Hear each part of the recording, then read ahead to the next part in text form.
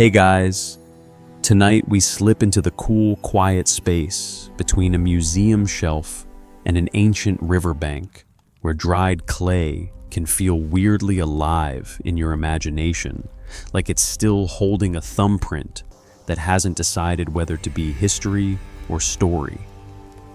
You're standing in soft, indirect light, the kind that makes everything look a little older and a little kinder. And somewhere nearby, there's that faint smell you only notice when you slow down: dust paper, old wood, maybe a hint of limestone from the building itself. And the question hovering over your head is simple in wording, but sneaky in the way it unfolds. Who ruled the world before the Anunnaki? And what do the Sumerian tablets actually reveal? Now, we're going to be careful and cozy about this.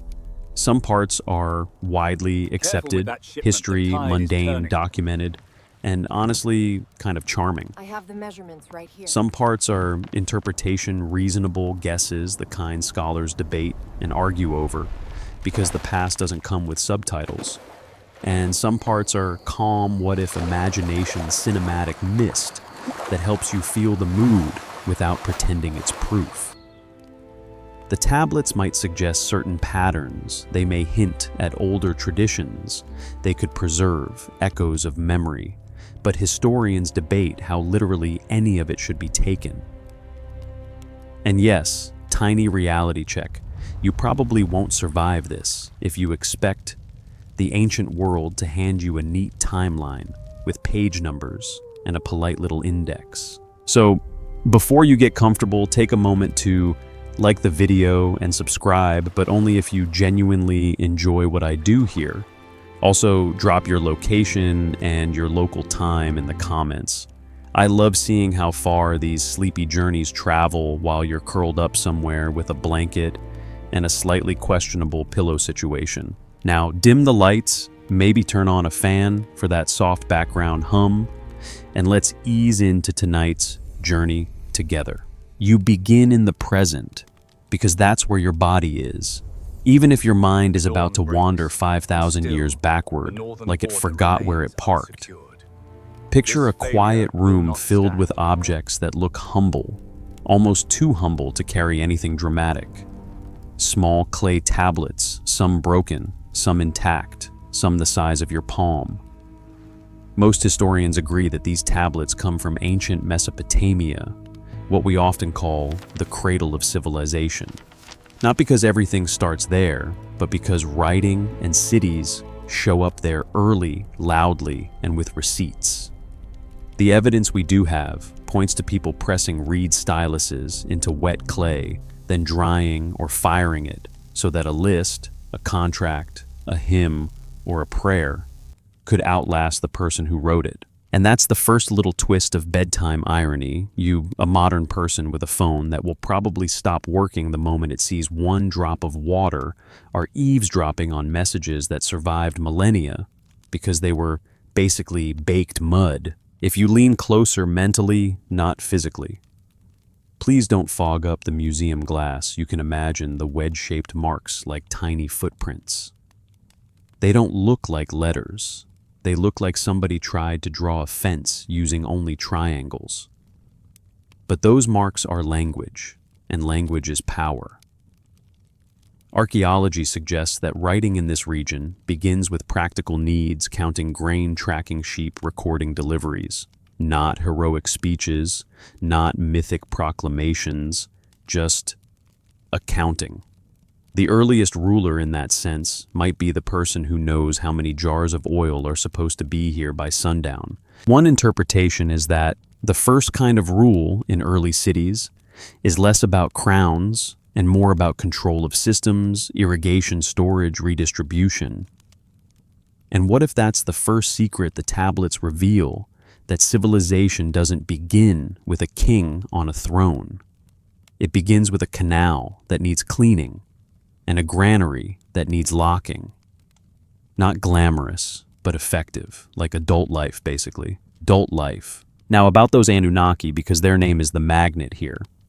What's broadly accepted is that the Anunnaki appear in Mesopotamian mythology as a group of deities, and their roles shift depending on the time period and the text. In some traditions, they're associated with the heavens, the earth, or the underworld courts of the gods. But the way people talk about them today, especially online, often slides into a more dramatic lane. A popular rumor claims they were literal rulers of the earth before humans took over, or that they arrived from somewhere else entirely. This theory isn't widely accepted, but it's part of the modern fascination. If we treat it as a possibility rather than a conclusion, it becomes a storytelling lens. Why do some myths feel like they're describing a transfer of power? Why do certain texts talk about kingship, as if it descends from somewhere? Let me rephrase that more carefully. When a tablet says something like, "Kingship descended from heaven," that's not automatically a news report about something falling out of the sky like a divine delivery package. That's a possibility, not a certainty. More likely, it's theological poetry, a way to say legitimacy is sacred, not merely human. A more cautious explanation could be that early societies used divine language to stabilize political authority. Because if you're trying to convince a city full of busy, skeptical humans to follow one set of rules, it helps to claim the rules come with cosmic backing. And that brings us to the heart of tonight's question. Who ruled the world before the Anunnaki? It sounds like there's one clean answer, a name, a dynasty, a shadowy empire. But the evidence we do have points to something messier. To be clear, this is debated. When you read these sources, you're not reading a single book with a single author. You're listening to layers of scribes, temples, and kingdoms, each with its own agenda, its own fears, its own need to sound important. Historians still argue whether the earliest Sumerian king lists preserve genuine memories of real rulers, or whether they're primarily ideological documents designed to make later kings look inevitable. Now, that's the exact phrase we promised we'd use, and we mean it, because those lists are one of the main places people go hunting for before and after. They're like the ancient version of a family tree that also happens to be a political campaign poster. So you imagine a scribe, let's give him tired wrists and a little smudge of clay on his cheek, sitting in a workshop or temple office. He's not composing a fantasy epic in the modern sense. He's making a document that serves a purpose. Most historians agree that such lists can help unify a sense of history. They tell you who ruled where kingship belonged, which city had the right to feel chosen. And sometimes those lists contain reign lengths that are, well, let's just say they're ambitious. Thousands of years, tens of thousands, reigns so long you can almost hear your brain trying to do the math and then quietly lying down. The evidence we do have points to these enormous numbers being part of a tradition rather than a literal record. One interpretation is that they're symbolic, expressing greatness, divine favor, a golden age. Another possibility is that the numbers preserve a different system of counting, or a formulaic exaggeration. This raises the possibility that the list is doing two jobs at once, remembering and mythologizing. And what if that's where your before the Anunnaki feeling comes from? What if the story is pointing at something else? Not alien overlords necessarily, but a transition from one kind of social memory to another, from local traditions to standardized theology, from scattered communities to formal kingship. You step out of the museum in your mind and into a landscape that feels both harsh and tender, the flat alluvial plain between the Tigris and Euphrates rivers. Archaeology suggests that this region is fertile but unpredictable. Water brings life, but it also brings chaos. Cities rise where canals and fields can be managed, and life is shaped by the rhythm of planting and flooding, storage and shortage. Now you're walking at dusk, sleepy dusk, the kind that turns everything a little blue. You can hear water moving somewhere, maybe in an irrigation channel, maybe in a river bend. You carry the motif with you, a reed stylus light in your hand, because it keeps showing up. That little tool is your guide tonight. It scratches records into clay, and it scratches myths into memory. Most historians agree that Sumer isn't a single kingdom. At first, it's a patchwork of city-states, Uruk, Ur, Eridu, Lagash, and others, each with its own patron deity, its own temples, its own rulers. The evidence we do have points to early leadership taking multiple forms. Councils, temple administrators, war leaders, kings. Not always in a straight line. Power shifts like the river does, sometimes gently, sometimes suddenly. And here's one of your 3 light jokes for the night, because you need them sprinkled in like sesame seeds. If you've ever watched a homeowners association meeting get heated about the color of someone's fence, you already understand how city-states might behave, about canals, borders, and whose god gets the best festival day. Same species, different clothing. One interpretation is that myths about divine councils reflect human politics, debates, alliances, rivalries. So, when you hear about groups of gods like the Anunnaki gathering to judge, decide, or assign roles, it may mirror the way humans saw authority functioning in real life. That's suggestive, not conclusive. But it's a useful lens. Religion and politics are braided together, and the braid is old. Still, the modern question keeps poking you. What came before? Before the names you recognize? Before the lists? Before the big mythic groupings become the standard caste? The mystery isn't in what we know, but in what we can't confirm. Clay breaks, tablets crack, libraries burn. Sometimes the most important line is the one missing. A careful reading might suggest that the oldest stories are not about a single event or a single ruler. They're about the feeling of living in a world where nature can wipe your work away in one bad season. Flood traditions appear across Mesopotamian literature, and archaeology suggests that major floods happened in different places at different times.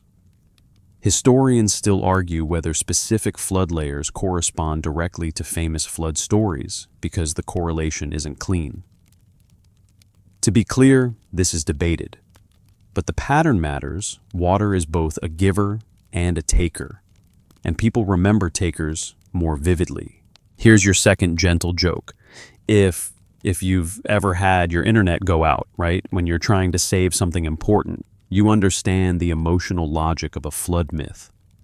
Suddenly, everything you built is gone, and you're staring at the ceiling like, so, we're just doing chaos now. So, what do the tablets reveal tonight? Not a definitive answer, and we're not pretending otherwise.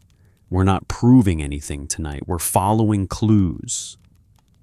The evidence we do have points to early societies that are deeply organized, intensely spiritual, and very concerned with legitimacy. One interpretation is that before the Anunnaki might mean before certain theological frameworks became dominant, before later scribes standardized who the divine players were and what they did. Or it might mean before kingship becomes the central narrative. Or it might mean before memory hardens into official history. And what if you treat the word ruled as the trick word? Because rule can mean a king, sure, but it can also mean a temple economy. It can mean a council of elders. It can mean a city's patron deity in the minds of its people. It can mean the river itself, because if your canal system fails, the river rules you, and that's not negotiable. Let me rephrase that more carefully. When we ask, who ruled, we may be asking a modern question in a world that answered, in layers. A more cautious explanation could be that early Mesopotamia didn't have one ruler of the world, but many rulers of many city worlds, each believing their corner of mud and sky was the center of everything. You keep walking. The evening air cools. The reed stylus taps softly against your palm like a metronome. Somewhere a night insect starts its steady, patient song, the kind of sound that makes your breathing slow down without permission. You pass a temple platform in your imagination, maybe an early one, low and wide, because most historians agree that temples are central institutions in Sumerian cities. The evidence we do have points to temples functioning not just as religious sites, but as economic hubs, storage, redistribution, labor organization. One interpretation is that temple authority predates strong kingship in some places, or at least shares power with it. And what if before the Anunnaki become the big mythic headline, the true rulers are the local systems, the temple administrators, and the scribes quietly shaping life through ration lists and festival calendars? Historians still argue whether early titles like Enensi and Lugal represent distinct roles across time and place, or blur into each other depending on context. That debate matters because it keeps you humble. It reminds you that the past isn't one clear photograph. It's a collage of fragments, and sometimes the glue is interpretation. As you settle into that thought, you can feel the story's pace lowering itself like a blanket being pulled up to your chest. The clay tablets aren't shouting secrets. They're doing something more sleep-friendly. They're offering textures, names, lists, prayers, numbers that stretch. And in that stretching, you can sense the human need to explain power, to locate it in the sky, in a temple, in a king, in a river, in a story that sounds older than the city itself. If the evidence is thin, we'll say so. And here at the edge of the first section, the evidence for a single world ruler before the Anunnaki is thin. But the evidence for layers of authority, evolving theology, and memory turned into narrative. That's solid ground. You take one more slow breath, and the reed stylus in your mind feels a little warmer now, as if it's been in your hand long enough to belong there. Ahead, the landscape widens into the earliest cities, and the king lists wait like a doorway that looks normal until you step through and realize time behaves strangely inside. You keep walking without any dramatic pause because the ancient world doesn't really do chapter breaks. It just keeps being dusty and complicated while you try to keep up. The reed stylus is still in your hand, and you can almost hear it scratching against clay in a steady little rhythm like a sleepy metronome. Somewhere in the distance, water moves. Not a roaring river, just that low, constant sound of a channel doing its job. If you listen long enough, it starts to feel like the land is breathing. Most historians agree that long before the first famous kings show up in later lists and stories, people in southern Mesopotamia live in villages that slowly grow through farming, irrigation, and trade into the first true cities. Archaeology suggests that this shift doesn't happen overnight like a magical civilization switch. It happens over centuries, with fits and starts, with local experiments that work, and local disasters that don't. And the thing you notice right away, once you stop expecting a single dramatic founding moment, is how quiet the earliest power can be. A careful reading might suggest that the first rulers aren't always the ones wearing crowns. They're the ones who control the flow of food, labor, and water. And what if who ruled at the very beginning isn't a person at all, but a system, a shared agreement that canals must be maintained, fields must be measured, storage must be guarded, and someone has to keep track of it all. If you've ever tried to get a group chat to pick a restaurant, you already know how hard shared agreement can be. Now imagine doing that while also preventing your entire harvest from evaporating into the sun. Suddenly, the person with the clipboard starts looking terrifyingly powerful. The evidence we do have points to the idea that irrigation agriculture is central to early Mesopotamian life. Water is life, but it's also a scheduling problem. Canals need planning, levees need repair, ditches clog, silt builds up, someone organizes crews, someone decides whose field gets water first. One interpretation is that early authority emerges from these practical needs. Management becomes leadership, and leadership becomes legitimacy. It's possible that by the time later texts talk about kingship, they're describing a title that grows from older roles. Temple administrators, war leaders, council heads, like a tree that doesn't remember. It started as a seed. And here's the mystery angle, slipping in gently, like mist across a canal. At dawn, when Sumerian literature later speaks in mythic terms, power descending gods convening destinies assigned, it could be reflecting that same social truth dressed in divine clothing. That's a possibility, not a certainty. But it's a useful way to keep the solid ground separate from the mist. Now you drift into a mental map of the southern plain. The cities are far apart, but connected by water routes and caravan paths. You're not looking at a modern political map with neat borders. You're looking at a landscape where the boundary might be as far as your canal network can reach, and the law might be as far as your temple influence is respected. Archaeology suggests that early city-states are real and distinct, each with its own identity and religious center. What's broadly accepted is that these cities compete sometimes economically, sometimes militarily, often symbolically. But if you're asking who ruled the world, you quickly run into a practical problem. Their world might be a day's walk, or a few days by boat, or a trade network stretching further than most people ever travel. One interpretation is that when later texts talk about the world, they mean the known civilized order, the cities, the fields, the canals, surrounded by lands that are less settled, less documented, and more open to imagination.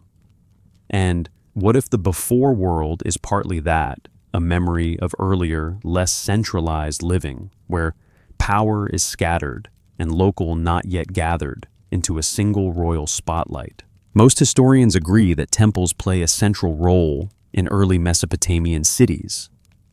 The evidence we do have points to temples being more than places of worship.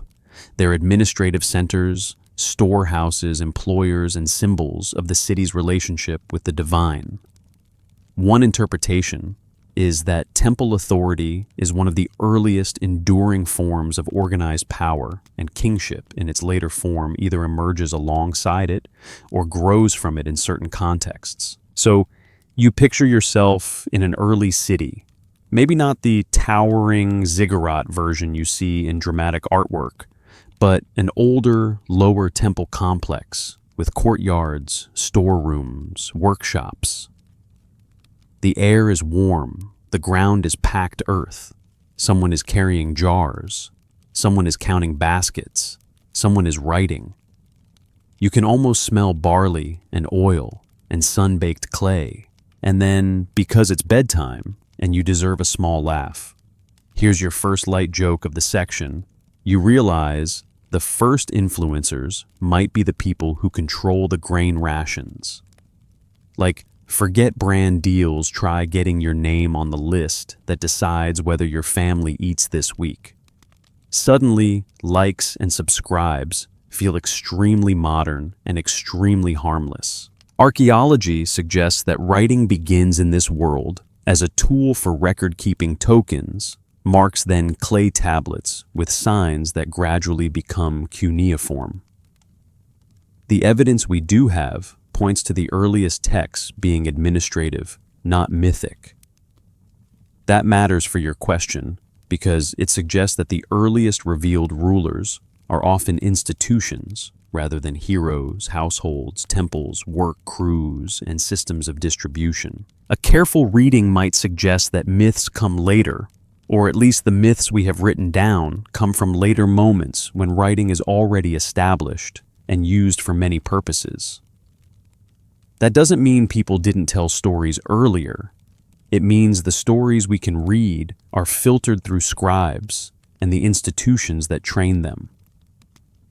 And what if the pre-Anunnaki rulers in the written record are not mysterious beings, but the people and structures who decide what gets written at all? Now the Anunnaki.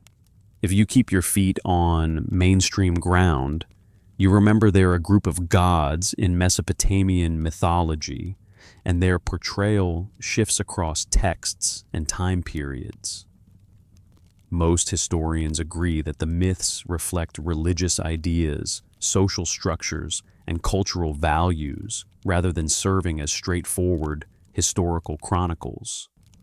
But the modern fascination, especially the rumor that the Anunnaki were literal ancient rulers, keeps tugging at you like a sleeve. A fringe idea proposes that references to divine rulers preserve a memory of non-human leadership, or a lost advanced civilization.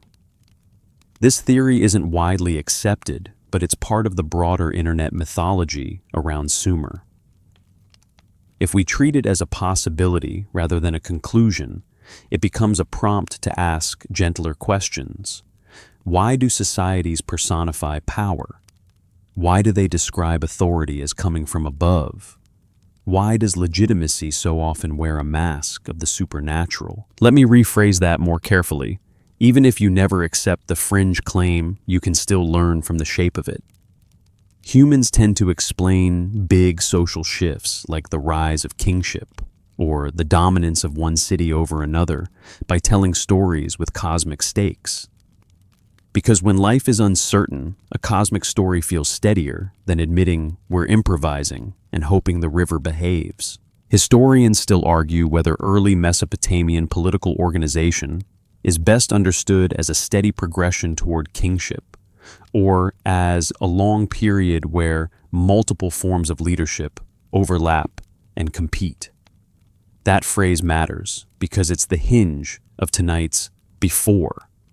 If leadership overlaps, then before the Anunnaki might simply mean before later authors compress a messy reality into a cleaner mythic narrative. You keep walking through that overlap.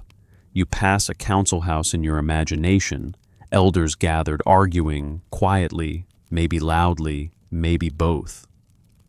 You pass a temple office where scribes train learning the same signs over and over until their hands can write without thinking. You pass a workyard where laborers shape mud bricks in the sun. The world hums with routine. Archaeology suggests that early cities are densely organized with neighborhoods, specialized crafts, and social stratification. The evidence we do have points to a society where not everyone has the same access to goods, status, or protection. One interpretation is that social inequality and centralized control grow together. As cities expand, administration expands. As administration expands, authority concentrates. And what if that's the first answer to who ruled not a name, but a narrowing funnel? The ruler is whoever stands at the narrow point where resources pass through. That could be a temple institution. It could be a palace later on. It could be the group that controls labor obligations. In early stages, it might be so practical you almost miss it. Second light joke, because you deserve it. You realize the first terms and conditions are basically your ration obligations, and nobody is scrolling to the bottom. You're just signing with your thumbprint and hoping it's fine. Spoiler, it's never fine. Now one more layer, because we're gliding toward the world of lists and mythic phrasing. The Sumerian language and the cultural imagination that shapes these texts often treats kingship as something that exists beyond individual humans. Kingship can be described as a power that moves from city to city. It's almost like a crown that floats choosing a home. Most historians agree this is a literary and ideological concept, an attempt to frame political change as part of a larger order. A careful reading might suggest that this concept serves a purpose. It makes conquest and transition feel less like chaos and more like destiny. And what if in that framing, the gods, Anunnaki or otherwise, are the language used to describe what is really a human process, shifts in power, shifts in resources, shifts in who gets to say, we are the center now. Let me rephrase that more carefully. The divine language might support the idea that authority is legitimate when it aligns with the cosmic order, not merely when it is enforced. That's suggestive, not conclusive. But it helps you understand why divine councils matter in these stories. They're not just supernatural drama, they're political philosophy written in myth. As the night deepens in your imagination, you notice a repeated small sound, the stylus tapping the water, moving the distant clink of jars. These are your soft callbacks, your thread through the dark. You're not proving anything tonight. You're following clues. And here's the cozy truth at the edge of this section. The evidence we do have points to early Mesopotamia being ruled in many senses by institutions and systems before it's ruled by the kind of kings that later stories love. One interpretation is that when later texts speak of divine groups like the Anunnaki, they're reflecting an already complex society, one that needs myth to explain its own weight.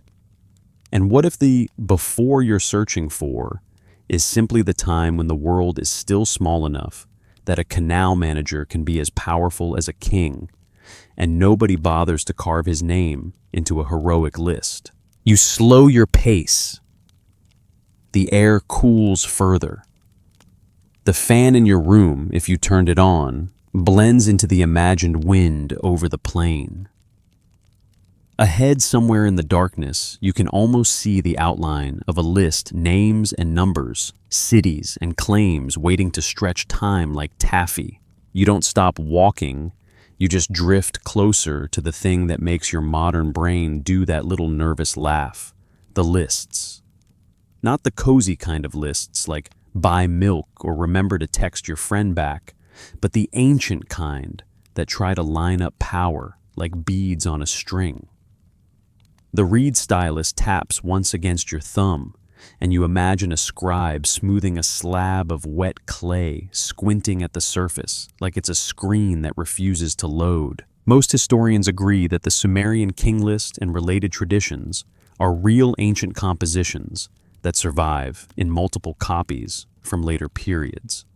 Archaeology suggests that the versions we have were written and recopied over time, which means they reflect not one moment, but a chain of choices, what to include, what to emphasize, what to frame as the way things always were. The evidence we do have points to these lists being political and cultural artifacts, not just neutral record-keeping. One interpretation is that the list tries to do something soothing in a world that isn't soothing at all. It tries to make chaos look orderly. City rises, city falls, someone conquers someone else. And instead of admitting, yep, that was messy, the list says kingship moved here, then here, then here, like a calm librarian relocating a book. And what if the list is less a timeline and more a bedtime story for an anxious civilization, one that wants to believe power has rules? Now you run into the part everyone remembers, the reign lengths. The ones that stretch time until it looks like it's made of rubber. Some early kings on the list are said to reign for thousands or tens of thousands of years. What's broadly accepted is that these numbers aren't treated by most scholars as literal lifespans in the modern biological sense. A more cautious explanation could be that they're symbolic, formulaic, or tied to older counting systems that don't map neatly onto our idea of years. Let me rephrase that more carefully. When you see a king reigning for an absurd span, that might support the idea that the list is communicating grandeur rather than chronology. Or it might raise the possibility that years are being counted differently, maybe in months, seasons, or units that later scribes reinterpret. Or it might simply be ideological exaggeration. Our early kings were so ancient and so important that normal time doesn't apply. This is suggestive, not conclusive. Historians still argue whether the earliest portions of these lists preserve fragments of genuine memory of real leaders or whether they're largely mythic constructions attached to later political needs. That's your required debate phrase, and it belongs here like a stamp in wet clay. Because the list is both tantalizing and slippery, it feels like a doorway into before, but the doorway is fogged. You can almost feel your own mind wanting a single answer, something satisfying. And that's where the modern Anunnaki obsession sneaks in. A popular rumor claims the impossible reigns point to non-human rulers, beings who lived longer, who ruled before humans, who arrived from elsewhere. This theory isn't widely accepted, but it's loud in modern retellings. If we treat it as a possibility rather than a conclusion, it becomes a mood light, not a flashlight. It sets an atmosphere without pretending to reveal the whole room. One interpretation is that the before world in the king list is a mythic preface, an imagined golden age that justifies the authority of later cities. A more cautious explanation could be that the list blends multiple genres, historical memory, mythic tradition, and political propaganda, all kneaded together until you can't easily separate the ingredients. And what if the list is telling you less about who literally ruled the world and more about who later writers wanted to feel like the rightful heirs of everything that came before? You picture yourself sitting near a canal, not in a museum now, but in a city that hums softly even at night. The air smells like damp earth and smoke from cooking fires. Somewhere a dog barks once, then immediately regrets it, because everyone is trying to sleep. A scribe is nearby, and you can hear the faint scrape of reeds against clay. It's oddly soothing, like a pencil on paper in a quiet classroom, except the classroom is 5,000 years old, and you're not sure what the pop quiz is. Most historians agree that lists like these function to connect cities into a single story of legitimacy. The evidence we do have points to a pattern. Kingship is said to belong to one city at a time, then move to another. That movement echoes a real political reality. City-states rise and fall, but it also reshapes it into something more orderly. One interpretation is that this moving kingship concept allows later rulers to claim continuity even if your city wasn't always dominant. You can still say you're part of the official chain. And what if that chain is the real ruler here, the story itself? The narrative that says this is the correct order of things. Because if you control the story of the past, you gain power in the present. That's not a conspiracy. It's just being human, but with more clay. Here's your first light joke of the section. You realize the king list is basically the ancient version of someone's resume, except instead of exaggerating by saying, managed a team of 5, it's exaggerating by saying managed time itself for 28,800 years. Bold strategy. Now let's keep the solid ground separate from the mist. What's broadly accepted is that some names in later parts of the king list overlap with rulers and dynasties known from other sources, especially as you get closer to historical periods with more documentation. Archaeology suggests that certain city dynasties, like those in Ur-Kish and elsewhere, have material traces and textual mentions that align more plausibly with real human lifespans. This raises the possibility that the list shifts over time. The earlier it goes, the more mythic. The later it goes, the more it brushes against history. One interpretation is that the list is a bridge. It connects a mythic before to a more recordable after. A careful reading might suggest that this structure serves a purpose if you can claim your kingship has roots in an ancient, almost cosmic past. You don't just have political power, you have destiny. And what if the Anunnaki in this context are part of the language of destiny, divine authority, as a stamp of approval? But you don't want to oversimplify. Let me rephrase that more carefully. The Anunnaki in Mesopotamian texts are not always presented as rulers of the world in a straightforward way, and their roles shift across periods and genres. The modern idea that they were literal pre-human kings is a debated interpretation at best, and often a fringe reinterpretation. The evidence is thin for a literal reading. If the evidence is thin, we'll say so. Still, myths matter. They matter because they show you how ancient people thought about order, justice, and legitimacy. They're not just entertainment, they're cultural infrastructure. And the king list sits in a strange place between myth and administration, like a dream that insists it's a spreadsheet. You walk deeper into the concept of time itself. The Mesopotamian world uses different numerical systems, including the sexagesimal base 60 tradition that still haunts your life every time you look at a clock and wonder why an hour isn't 100 minutes like a normal, reasonable universe. Archaeology suggests that this mathematical culture is real and sophisticated. One interpretation is that the enormous reign lengths might relate to numerological frameworks, symbolic numbers that communicate cosmic order rather than literal years. Second light joke, you can almost blame them for your modern scheduling problems.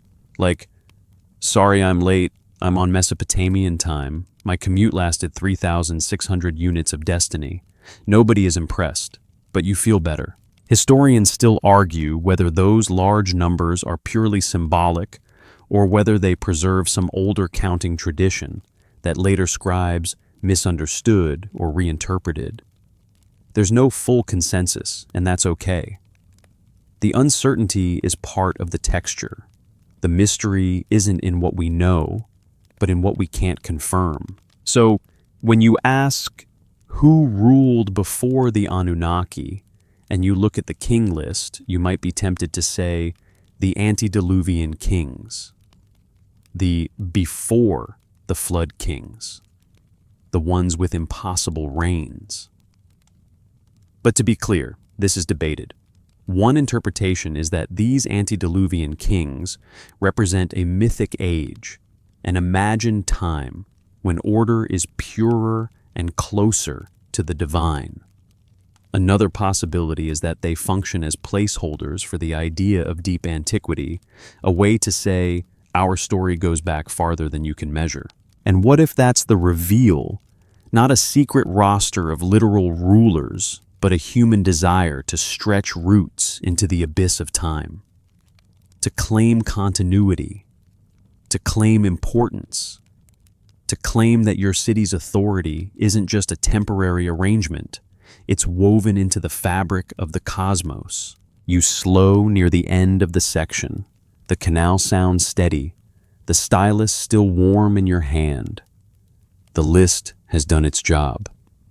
It has made you feel the pull of before, even while it refuses to give you a simple answer. Ahead, the mist thickens around the earliest sacred places, the cities that claim firstness, like Eridu, and the phrase kingship descended waits in the darkness like a line you can't unhear once you've heard it. You let the king list hang behind you like a long banner, fluttering in the dark names and numbers, fading as your attention shifts toward a place that feels like a beginning. Not the beginning because history rarely gives you one clean starting point, but a beginning that keeps getting pointed to like a finger tapping the same spot on a map. Most historians agree that Eridu holds a special status in Sumerian tradition, often described as one of the earliest cities, and archaeology suggests it's among the oldest known urban sites in southern Mesopotamia. The evidence we do have points to long occupation there, layered into the ground like pages of a book made of mud brick and time. And in the myths, Eridu tends to glow with that first city energy, like the original setting where the world's rules were drafted. One interpretation is that when later texts highlight Eridu, they're doing more than remembering a location. They're constructing legitimacy through sacred geography. A careful reading might suggest that claiming an origin city gives your culture a stable anchor. Our order began here, so our order is real. And what if who ruled before the Anunnaki isn't a single ruler, but an older sacred order centered on places like Eridu, temples, rituals, water, and the people who managed them? You keep the reed stylus in your hand, and now you imagine it dipping into the wet clay of a temple storeroom receipt. A number, a name, a seal impression, something ordinary. But outside in the courtyard, there's incense and a hymn, and the sense that the practical world and the spiritual world are not separate rooms, they're the same house. Archaeology suggests that early temples in southern Mesopotamia are rebuilt again and again, one structure atop another, as if each generation is stacking devotion in layers. The evidence we do have points to a pattern. Temple complexes are central, enduring, and deeply tied to community identity.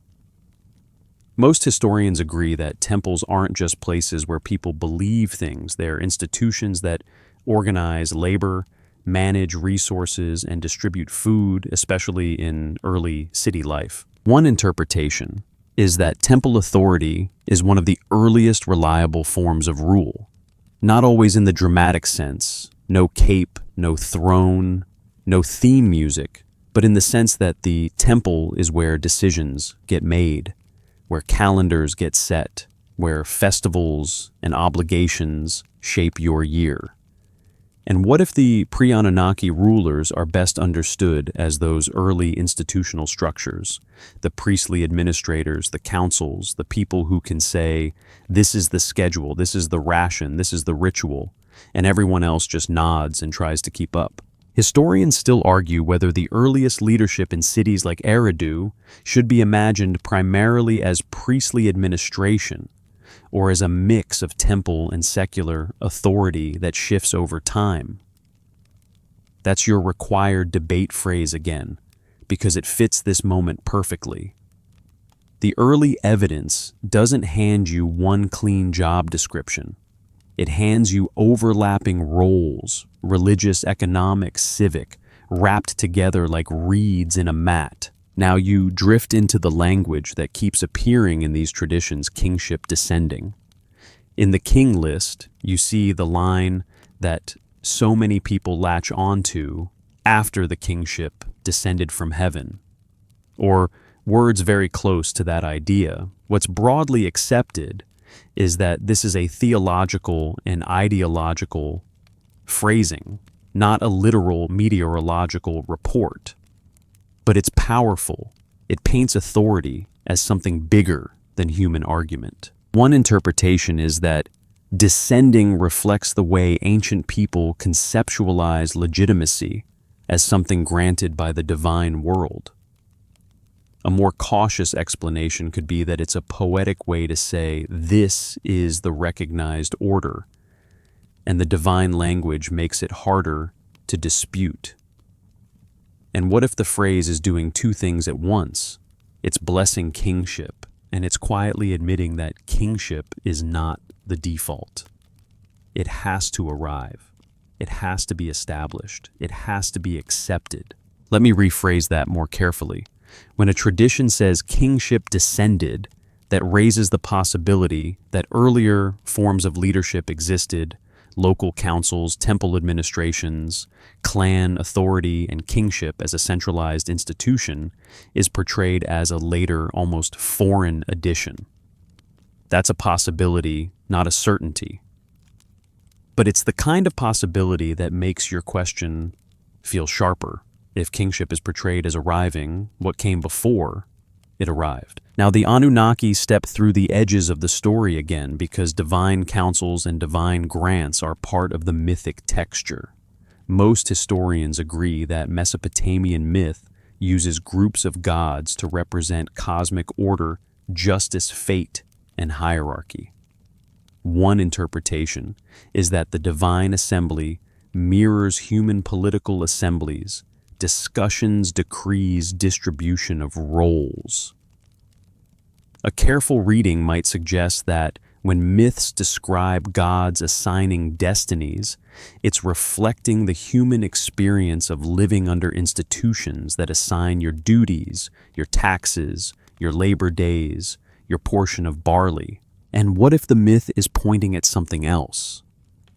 What if, in a sleepy, symbolic way, the gods are not so much rulers before humans, as they are the language humans use to describe systems that feel larger than any individual systems that rule you, because they are social reality? Here's your first light joke of the section. You realize kingship descended from heaven might be the ancient equivalent of corporate, says we have to accept the memo is delivered by the sky, and you can't exactly schedule a meeting to push back. You just sigh, adjust your sandals, and go back to hauling bricks. Archaeology suggests that urban life in early Mesopotamia is intensely organized.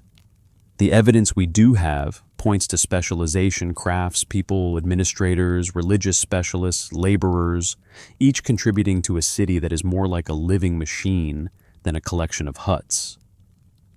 Most historians agree that the rise of cities brings new forms of inequality and new forms of coordination.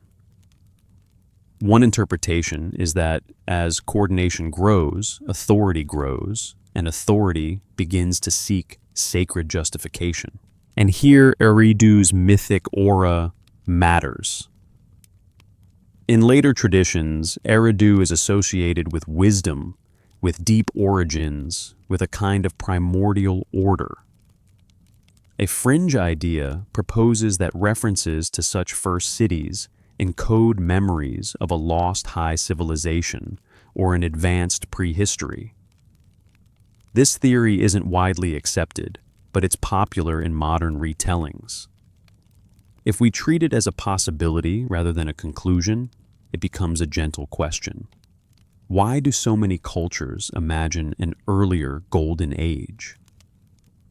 What need does that story serve? The evidence we do have points to a more mainstream answer.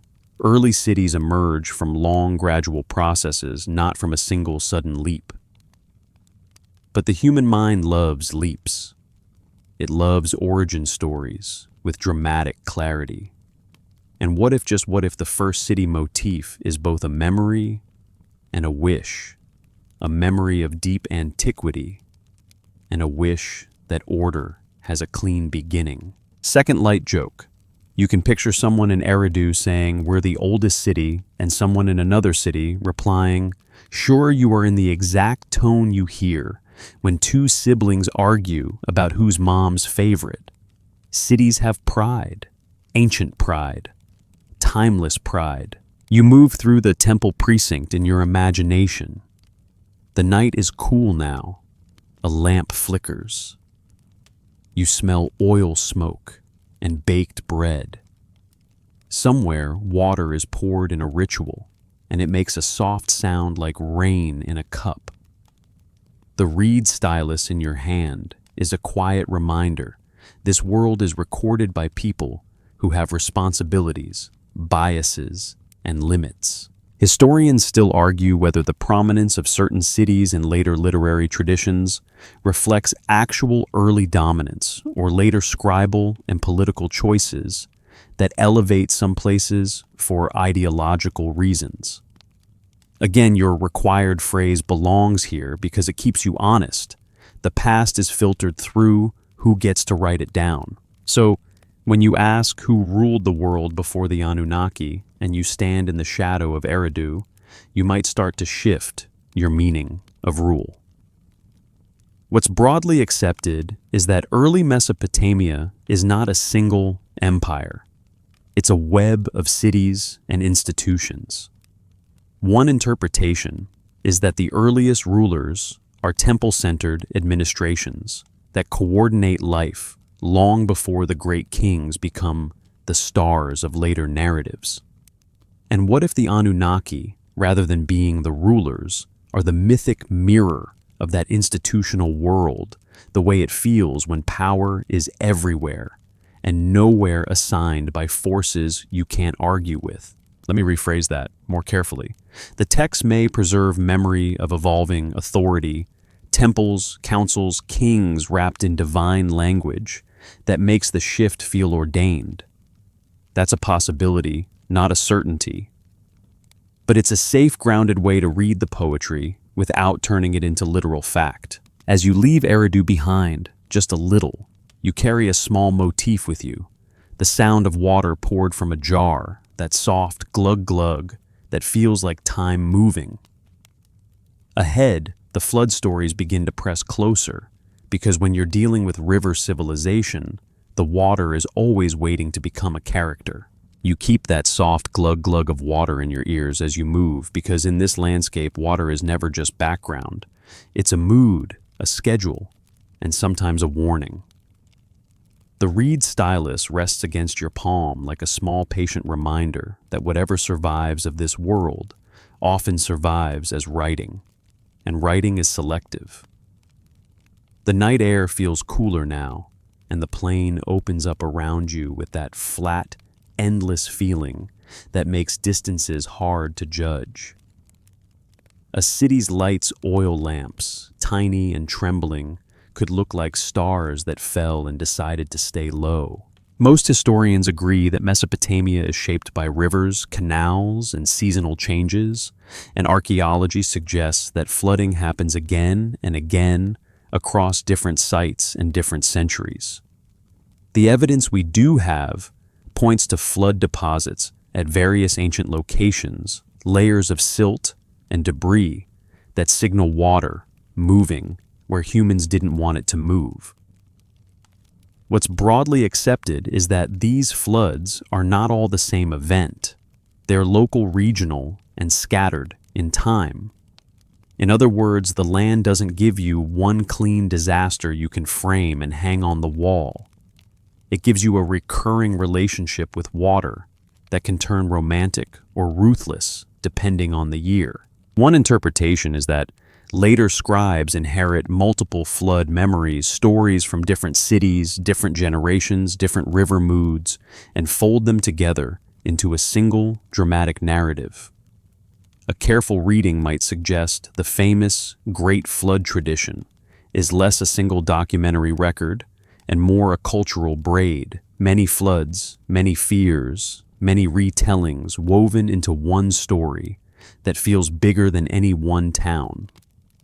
And what if the world before you're searching for isn't one vanished empire, but a shelf of older disasters, each one leaving a faint imprint, each one making the next storyteller slightly more intense about boats? Historians still argue whether specific archaeological flood layers can be matched directly to the famous literary flood narratives in a neat one-to-one way. That's the debate, and it matters because your modern brain really wants the satisfying click of a perfect match, like a puzzle piece snapping into place.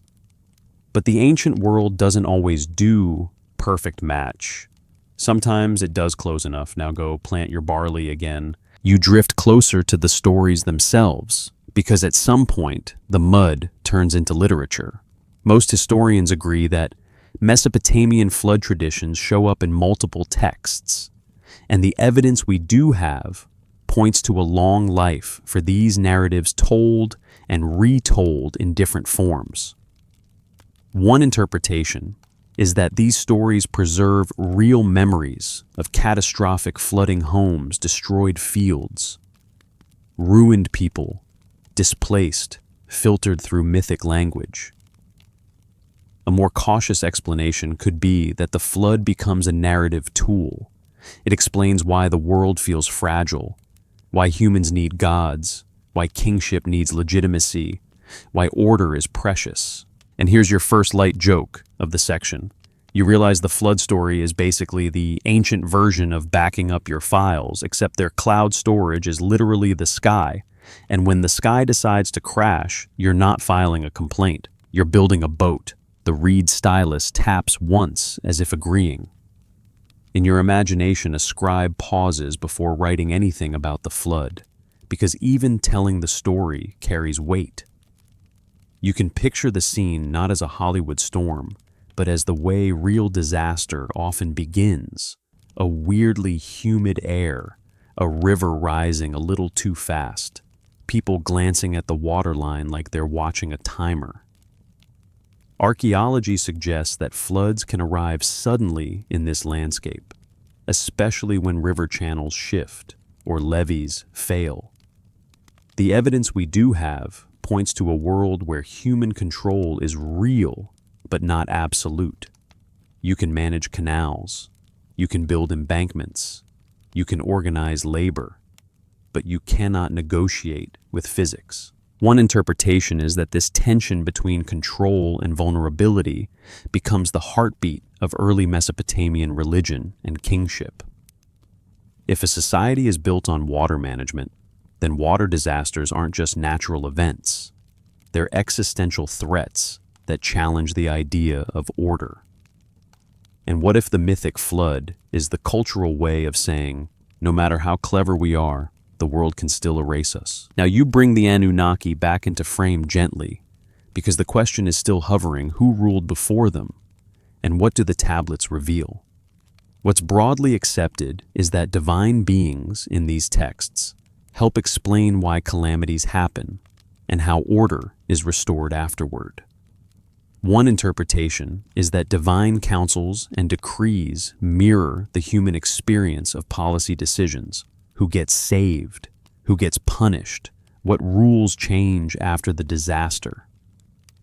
A careful reading might suggest the flood narrative isn't only about water, it's about authority. After the flood, the world needs restructuring, and restructuring often implies someone human or divine gets to say, "This is how it will be now." Let me rephrase that more carefully. That doesn't mean the texts are secretly describing literal pre-human rulers. That's a possibility, not a certainty, and the evidence for a literal reading is thin. If the evidence is thin, we'll say so.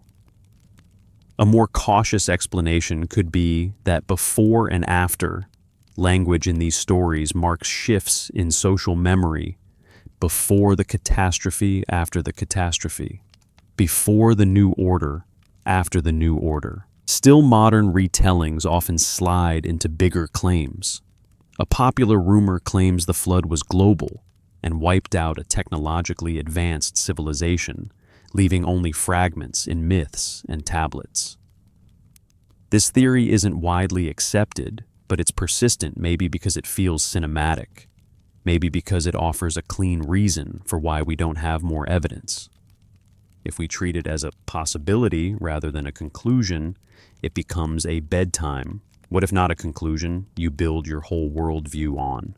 And what if the story is pointing at something else?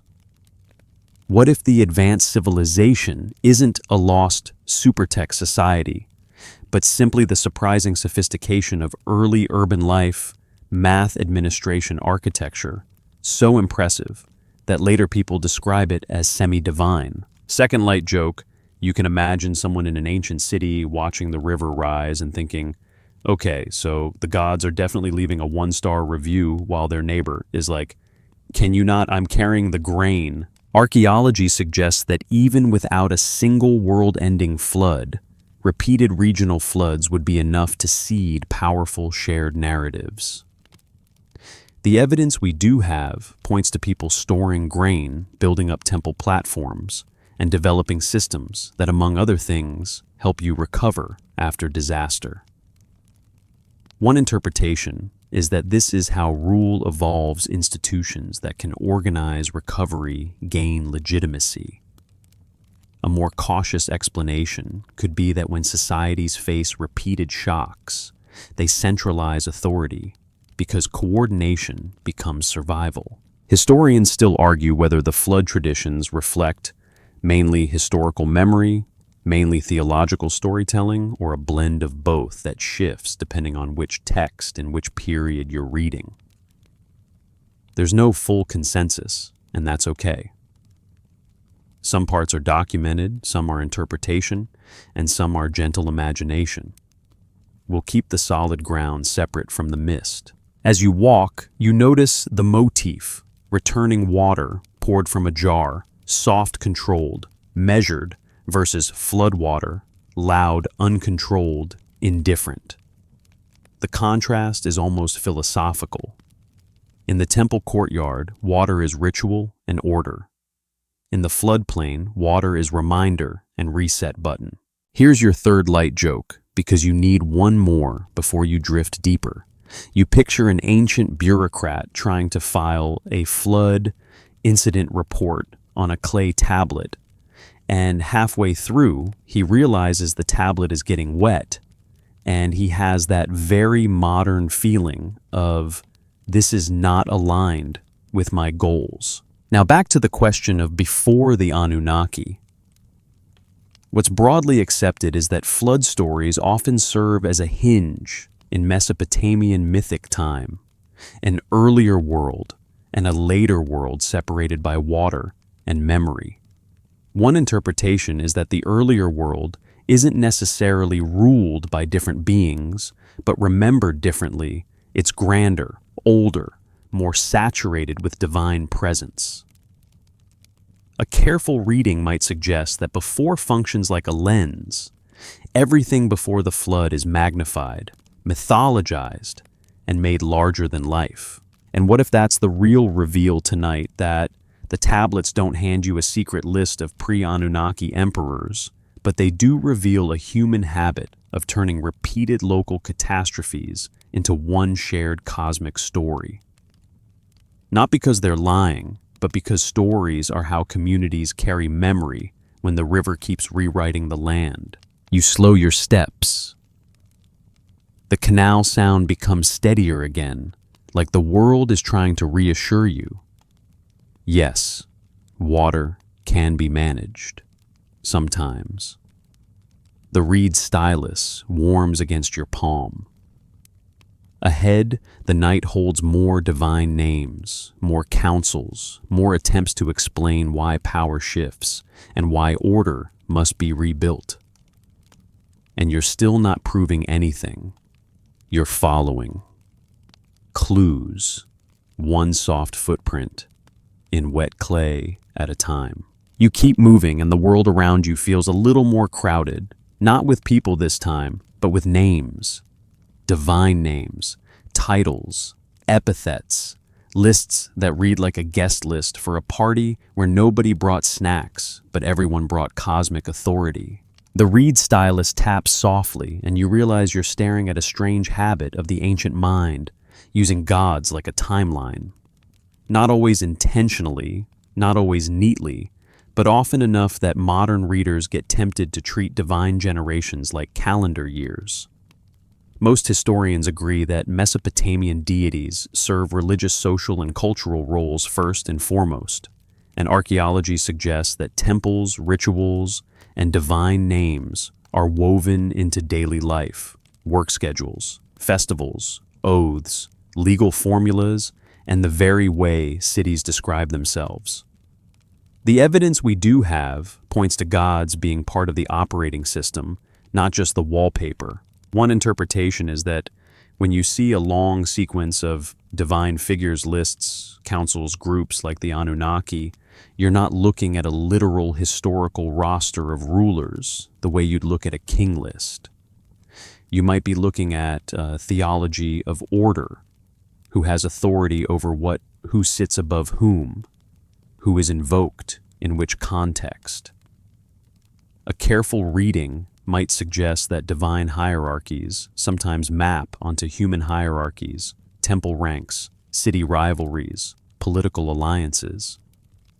And what if who ruled before the Anunnaki is a question that accidentally mixes categories like asking who managed a company before the concept of HR existed?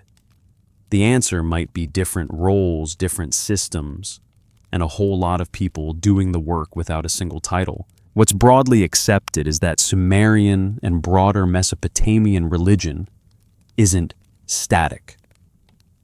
Names shift, roles shift. Some gods rise in prominence in certain cities or periods, others fade. The evidence we do have points to a living religious landscape shaped by politics, migration, conquest, and the practical needs of institutions. One interpretation is that when a city gains power, its patron deity gains prestige too, because in this worldview, political success and divine favor are closely linked in public storytelling. A more cautious explanation could be that scribes and temples emphasize certain gods because those gods support the city's identity and the institution's authority. And what if the gods, rather than being a hidden timeline, are a mirror of shifting human networks? The mystery isn't in what we know, but in what we can't confirm. We can read the divine names, but we can't always see the exact political motives behind every emphasis, every omission, every reframing. You picture yourself inside a temple complex again, because that's where this question feels most honest. It's quiet early morning, quiet when the air still has a cool edge and the baked mud brick hasn't heated up yet. Someone sweeps. Someone measures grain. Someone recites a formula under their breath, half prayer, half procedure. Archaeology suggests that temples function as major economic and administrative centers, and most historians agree that they can wield enormous influence over labor and resources. The evidence we do have points to temples being places where the sacred and the practical share the same storage room. One interpretation is that the rule exercised by temples can feel almost invisible because it's embedded in routine. A careful reading might suggest that when texts talk about divine decrees and divine destinies, they echo the way institutions issue decrees and assign destinies in ordinary life, work assignments, ration levels, festival duties, land allocations. And what if the divine language isn't primarily telling you who ruled before, but explaining how rule feels like it comes from above, like it's bigger than any one person, like arguing with it would be as pointless as arguing with the weather? Let me rephrase that more carefully. That's a possibility, not a certainty. To be clear, this is debated, but it's a safer way to read the texture of the text without turning myth into a literal political chronicle. Now, the Anunnaki. What's broadly accepted is that they appear as a group of deities in Mesopotamian traditions, and their portrayal varies across time and genre. In some contexts, they're described as important divine figures connected to cosmic order, judgment, and authority. Most historians agree that these depictions should be read within the cultural and theological frameworks of the time, not as modern-style reportage. One interpretation is that Anunnaki can function like a label for a certain tier of divine authority, an assembly, a category, a way of saying the big decision makers in the mythic structure. A more cautious explanation could be that the term's meaning shifts across texts and periods, which means using it as a single fixed timeline marker can lead you into confusion. And what if that confusion is part of why the question, who ruled before the Anunnaki, feels so mysterious? Because the word itself doesn't behave like a consistent historical timestamp. Historians still argue whether the changing roles and groupings of gods across Mesopotamian texts reflect primarily theological evolution, political influence from rising cities and empires, or the practical preferences of different scribal schools. There it is, your required debate phrase stamped gently into the clay of this section. It's a reminder that even divine lists can be shaped by human hands and human priorities. Here's your first light joke. Because your brain needs a little sugar with its ancient theology, you realize trying to use gods as a timeline is like trying to date your childhood by the toys you owned, except the toys keep switching brands depending on which neighborhood you're in, and one of them is literally the sky. Good luck making a spreadsheet out of that. You keep walking, and you notice how often the texts speak in the language of courts, assemblies, judgments, decrees, destinies. The evidence we do have points to Mesopotamian societies valuing legal and administrative order laws, contracts, records, standardized procedures. One interpretation is that divine courts mirror human courts because humans organize their world through rules and they imagine the cosmos organized the same way. A careful reading might suggest that when the gods judge, it's a way of expressing moral order, social order, and political order in one symbolic scene. And what if the before you're looking for is the period before these court-like divine structures become the dominant way of describing the cosmos before certain theological frameworks settle into place? That's a possibility, not a certainty. But it keeps you on solid ground. You're not claiming hidden rulers. You're noticing shifts in storytelling and institutional power. Now let's bring in a quirky tidbit, because bedtime history loves a little oddness. A popular rumor claims that certain deity lists and cosmological schemes are actually encrypted star maps or coded records of literal visitors from the sky. This theory isn't widely accepted, but it circulates because it sounds cinematic and it gives a sense of secret decoding. If we treat it as a possibility rather than a conclusion, it becomes a mood, the idea that the night sky is a library and the tablets are its index. The evidence, though, is thin for a literal encrypted visitor log, and if the evidence is thin, we'll say so. A more cautious explanation could be that people who live under vast skies with unpredictable rivers naturally weave the heavens into their explanations for order and chaos. Most historians agree that Mesopotamians pay close attention to celestial phenomena and develop systems of omen interpretation and calendrical organization. The evidence we do have points to serious sky watching, but serious sky watching doesn't automatically equal secret alien archives. It can simply equal humans trying to read patterns in the biggest pattern there is. Second light joke, you imagine an ancient scribe looking up at the stars and thinking, okay, that one means barley prices go up, and the stars are like, we're just stars, and the scribe is like, no, I already wrote it down, so it's definitely a sign. Bureaucracy is timeless. You drift back to the practical heart of your question. If rule is about who decides, who organizes, who controls resources, then temples are central. The evidence we do have points to temple economies, managing land labor, and storage. One interpretation is that when divine hierarchies are emphasized, they reinforce temple authority. If the gods are structured and the temple represents the gods, then the temple's structure is justified too. A careful reading might suggest that theology can be a kind of social architecture, beautiful, symbolic, and also functional. And what if the divine lists are not calendars but blueprints? Blueprints for how authority should be imagined. Who sits above? Who decides? Who enforces?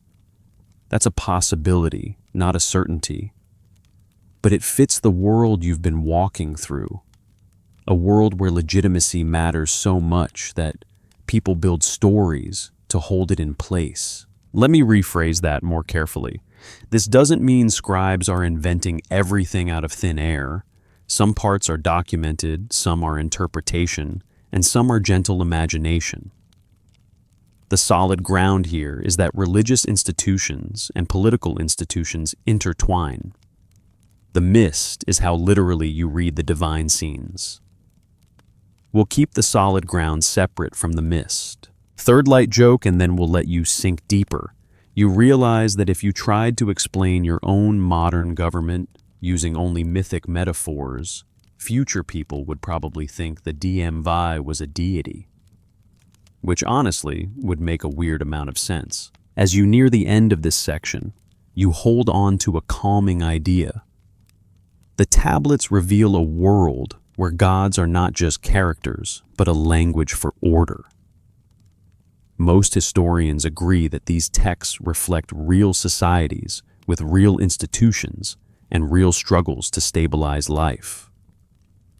One interpretation is that the Anunnaki and other divine assemblies are part of that stabilizing language, cosmic metaphors for how authority works. And what if before the Anunnaki isn't about a secret dynasty at all, but about earlier ways of imagining order, before certain divine categories became the standard vocabulary for power? The reed stylus rests again quiet. The water sound returns steady, familiar. Ahead, the city-states sharpen into view. Once more, human rulers, human rivalries.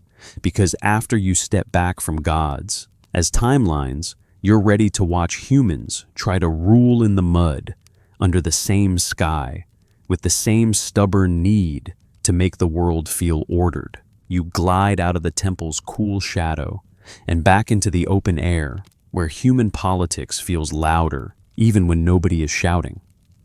The ground is firm under your feet, packed earth bits of broken reed, the occasional shard of pottery that crunches softly like a dry leaf. The reed stylus is still with you, but now it feels less like a sacred tool and more like an everyday instrument, because the story you're following is increasingly human. Most historians agree that early Mesopotamia is not one unified kingdom at the beginning, but a patchwork of independent city-states, each with its own identity, its own patron deity, and its own leadership. Archaeology suggests that places like Uruk, Ur, Kish, Lagash Nippur, and others developed distinctive urban landscapes and material cultures over time. The evidence we do have points to real competition over land canals, trade routes, and prestige. One interpretation is that when later mythic frameworks talk about divine councils and cosmic hierarchies, they're partly a mirror of this world of competing centers, many authorities, many claims, one landscape that forces interaction. A careful reading might suggest that the question, who ruled the world in the earliest phases, is almost a trick question, because the world is plural, many city worlds, each acting like the center of everything.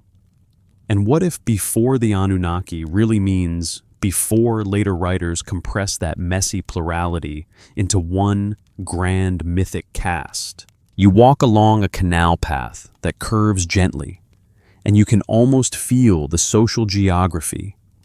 Canals are not just water, they're borders, lifelines, and points of friction.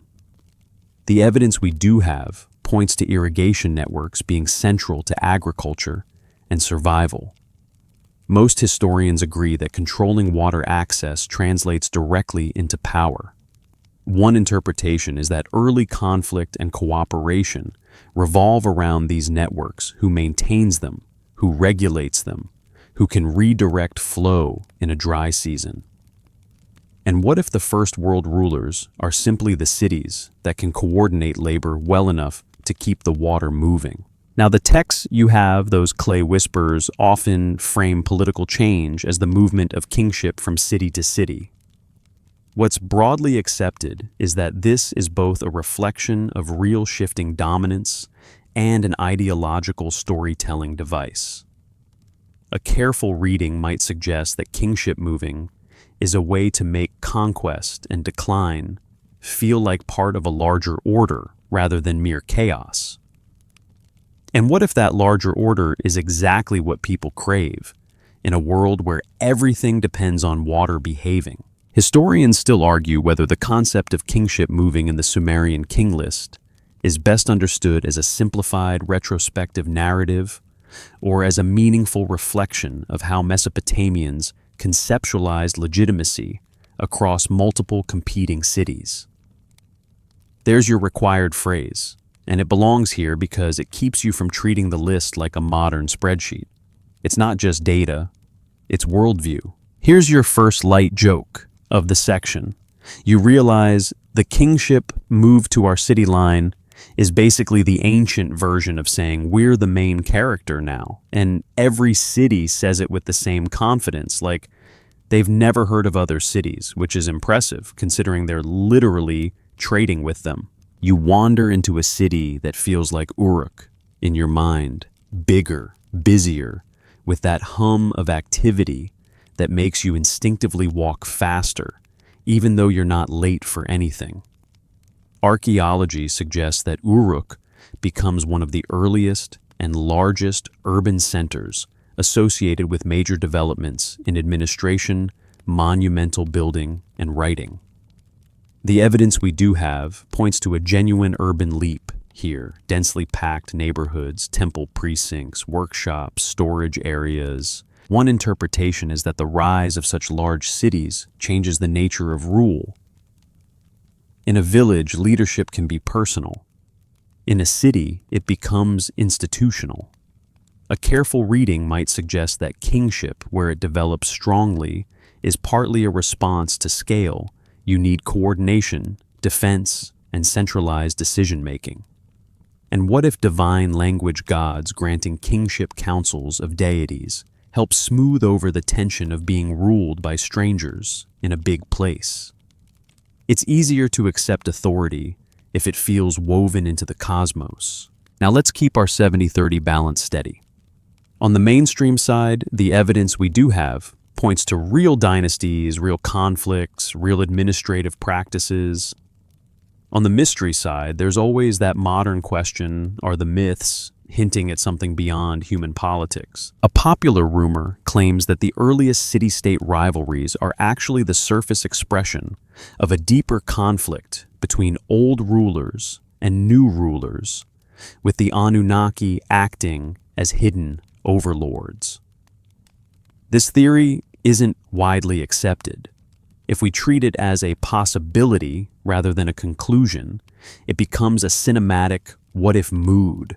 What if the gods are not just metaphors, but memories of something older?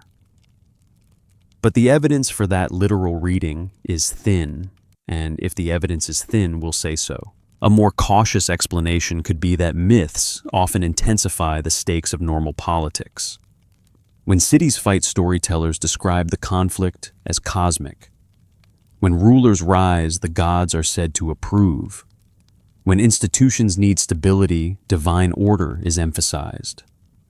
That's a possibility, not a certainty, but it fits what we see in many cultures, the sacred and the political reinforcing each other. Second light joke: you imagine a city-state leader saying, "We're not invading, we're expanding our irrigation opportunities," and everyone nods solemnly like that makes it better. Ancient spin is still spin. You walk past a boundary marker, maybe a stone, maybe a canal fork, and you can feel how fragile rule can be. The evidence we do have points to shifting alliances and periodic conflict among city-states.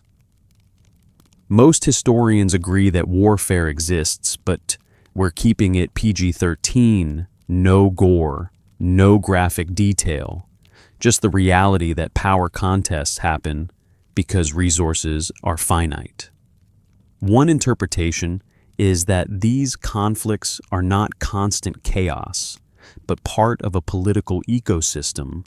Cities compete, but they also trade, intermarry, and share cultural forms. A careful reading might suggest that the divine stories help people frame these shifts without losing their minds.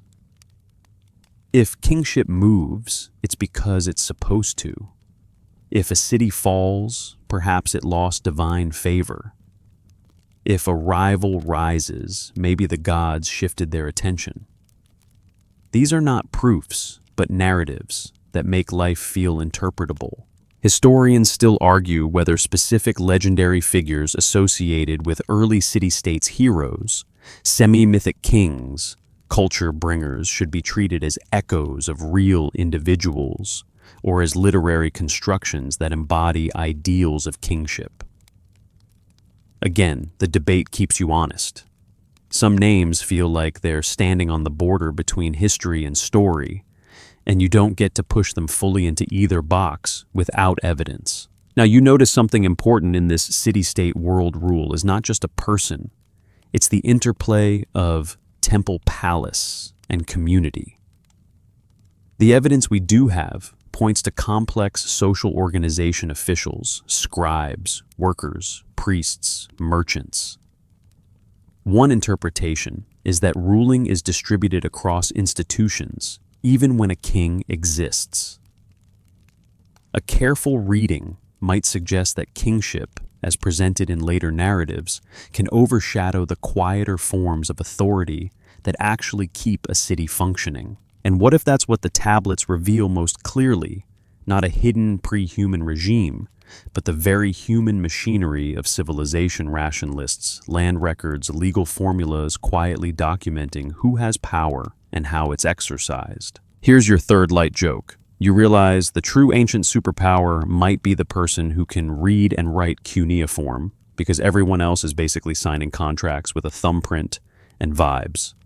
Literacy, the original premium subscription. So, back to the Anunnaki question in this human context.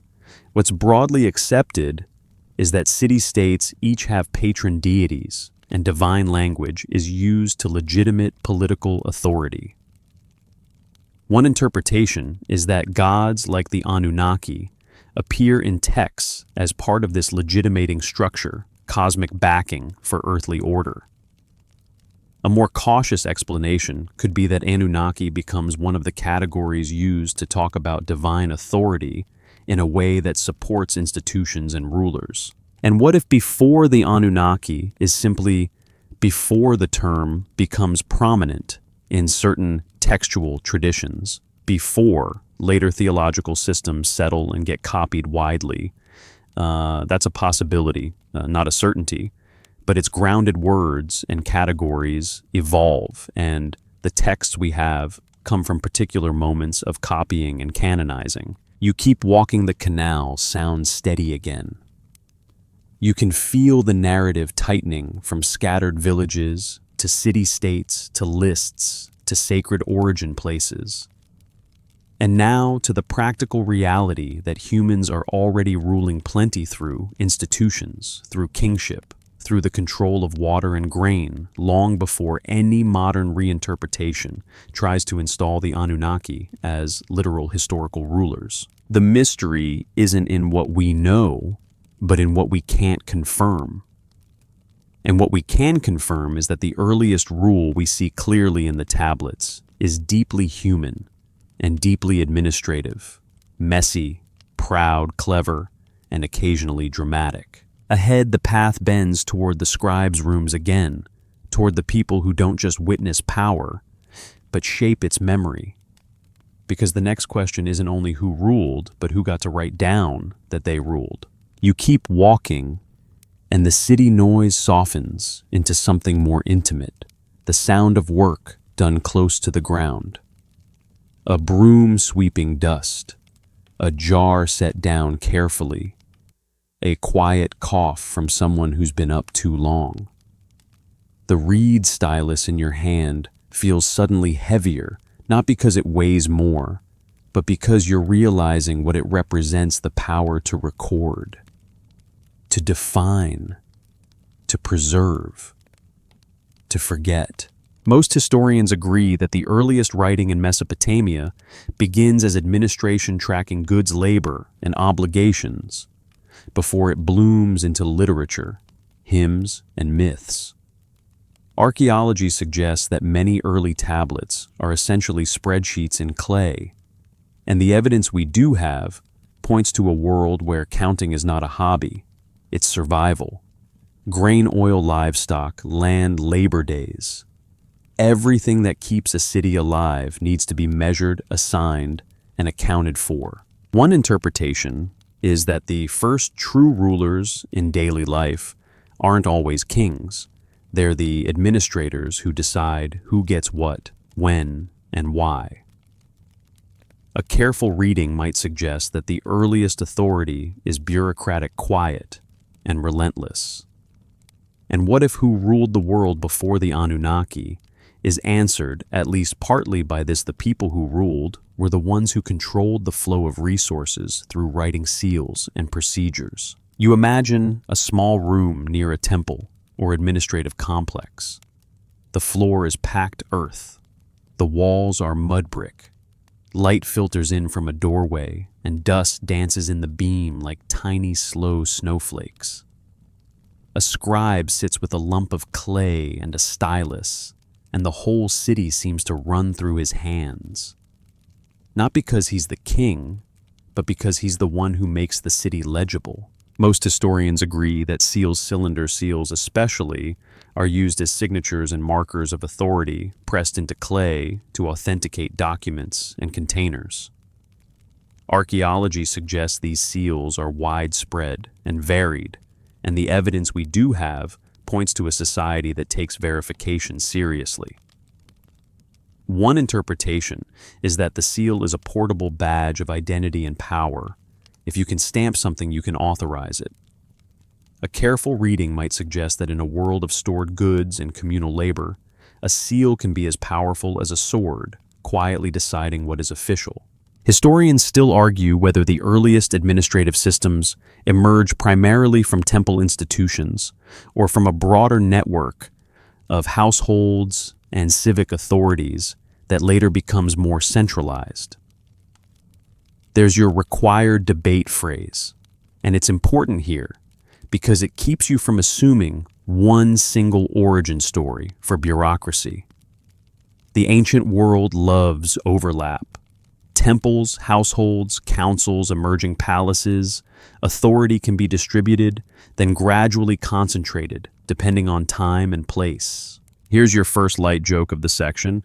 You realize the first inbox zero culture probably existed right here, except instead of emails, you have clay tablets, and instead of ignoring them, you literally bury them, which is a productivity method I'm not officially recommending. But I understand the appeal. You take a slow breath and let the room settle in your mind.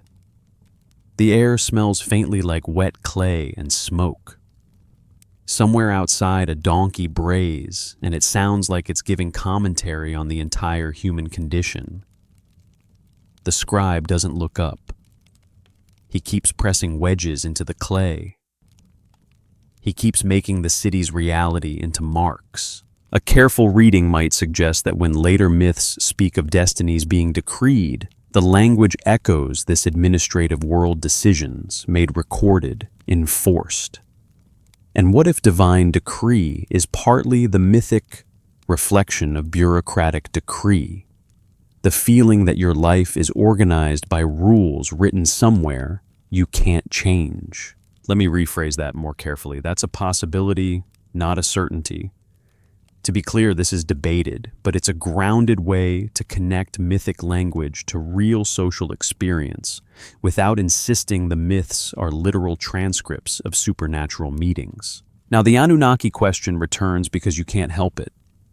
A popular rumor claims that scribes were recording forbidden knowledge about pre-human rulers, hiding it in plain sight in administrative texts. This theory isn't widely accepted, and the evidence is thin.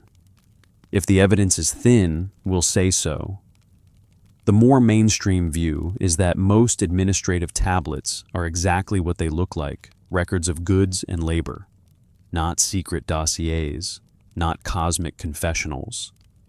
Mostly, you delivered X barley. You owe Y labor days. But if we treat the rumor as a possibility rather than a conclusion, it does highlight something real. Writing can hide things not by encoding alien secrets, but by being inaccessible to most people. If only a small class can read and write the written world becomes a kind of gate. One interpretation is that literacy itself is power because it lets you define reality in durable form.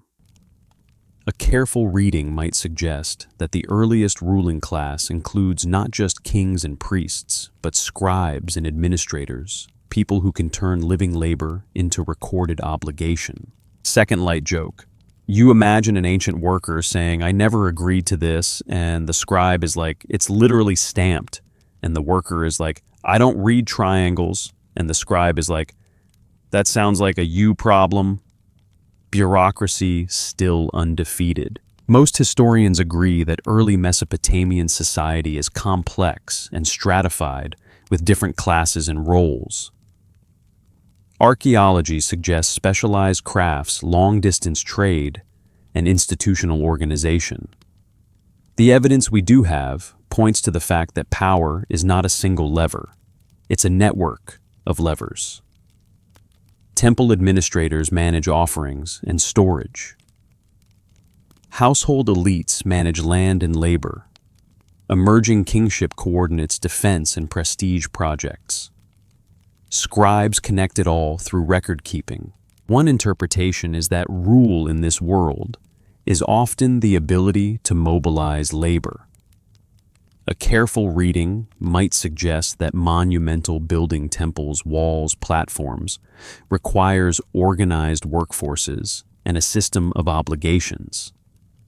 And what if the true rulers are the ones who can say, "Tomorrow you build," and have that sentence travel through a chain of authority until it becomes a reality on the ground? Now you let your mind slide toward the quieter human emotions that hide inside administration. Imagine you're a worker receiving rations. The tablet is not abstract. It's dinner. It's survival. It's whether your family eats more than thin porridge. Most historians agree that ration systems exist and are documented on tablets. The evidence we do have points to standardized distributions of food and materials in institutional contexts. One interpretation is that administrative systems create predictability, good for survival, but also reinforce inequality and control. Historians still argue whether these ration and labor systems should be seen primarily as efficient organization for large urban projects or as mechanisms of coercion and dependency that concentrate power in institutions. Again, debate keeps you honest. It can be both depending on context. And the truth is, often it's complicated and someone somewhere is unhappy about it. Third light joke. You can practically see the earliest customer service desk in the temple courtyard, where people show up like, "Excuse me, my barley seems light," and the official responds with the ancient equivalent of, "Please submit a request in triplicate," except the triplicate is 3 clay tablets and your hand cramps just thinking about it. Now, how does this help your big question? It shifts it.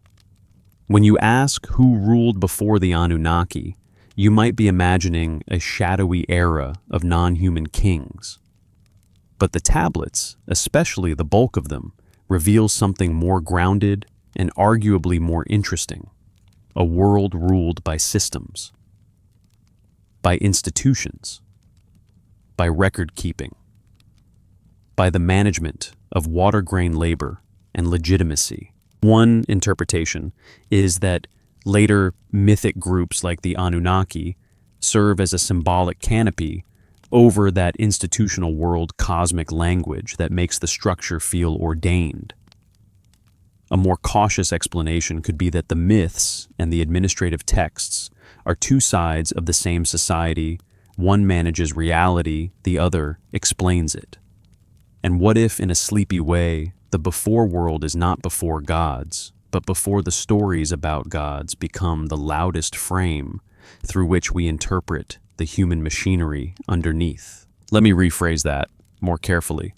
We're not proving anything tonight, we're following clues. The evidence we do have points to human institutions dominating daily life. The mystery isn't in what we know, but in what we can't confirm how exactly those institutions first formed and how much earlier oral traditions shaped what later got written. You step out of the scribe's room again, and the cool night air hits your face like a gentle reset. The canal sounds steady. Somewhere a distant temple hymn rises and falls slow and repetitive like breathing. Ahead, the stars begin to matter more, not as proof of anything strange, but as a ceiling under which anxious humans look for patterns. You step into the night as if it's a quieter room than the one you left, and the ceiling is the sky-wide dark and so full of lights that it almost feels crowded.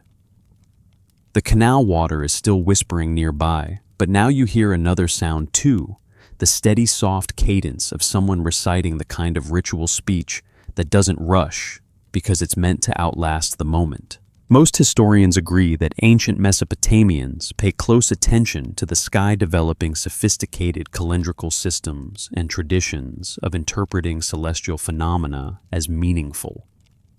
Archaeology suggests that observing the heavens is tied to agriculture, ritual calendars, and statecraft.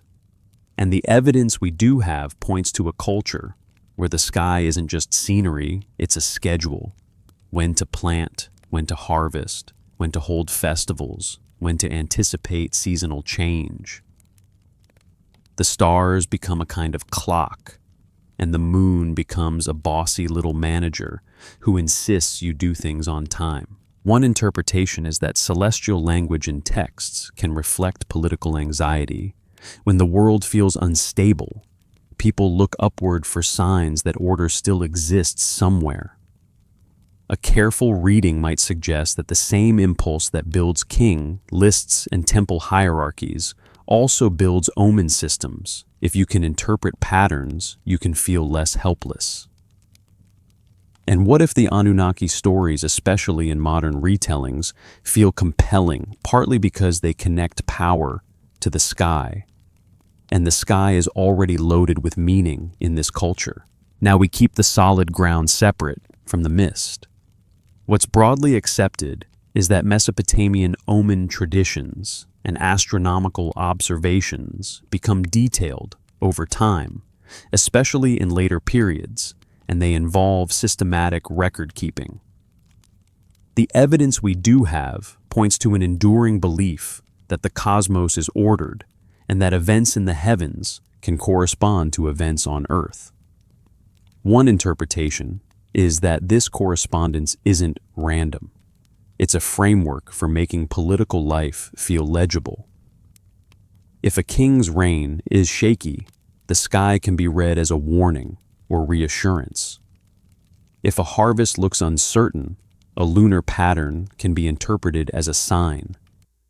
A more cautious explanation could be that these systems are cultural tools for coping with uncertainty rather than proof of literal cosmic messaging. Historians still argue whether early Mesopotamian celestial interpretations should be seen primarily as proto-scientific observation, wrapped in religious language, or as a fundamentally theological practice where meaning matters more than measurement.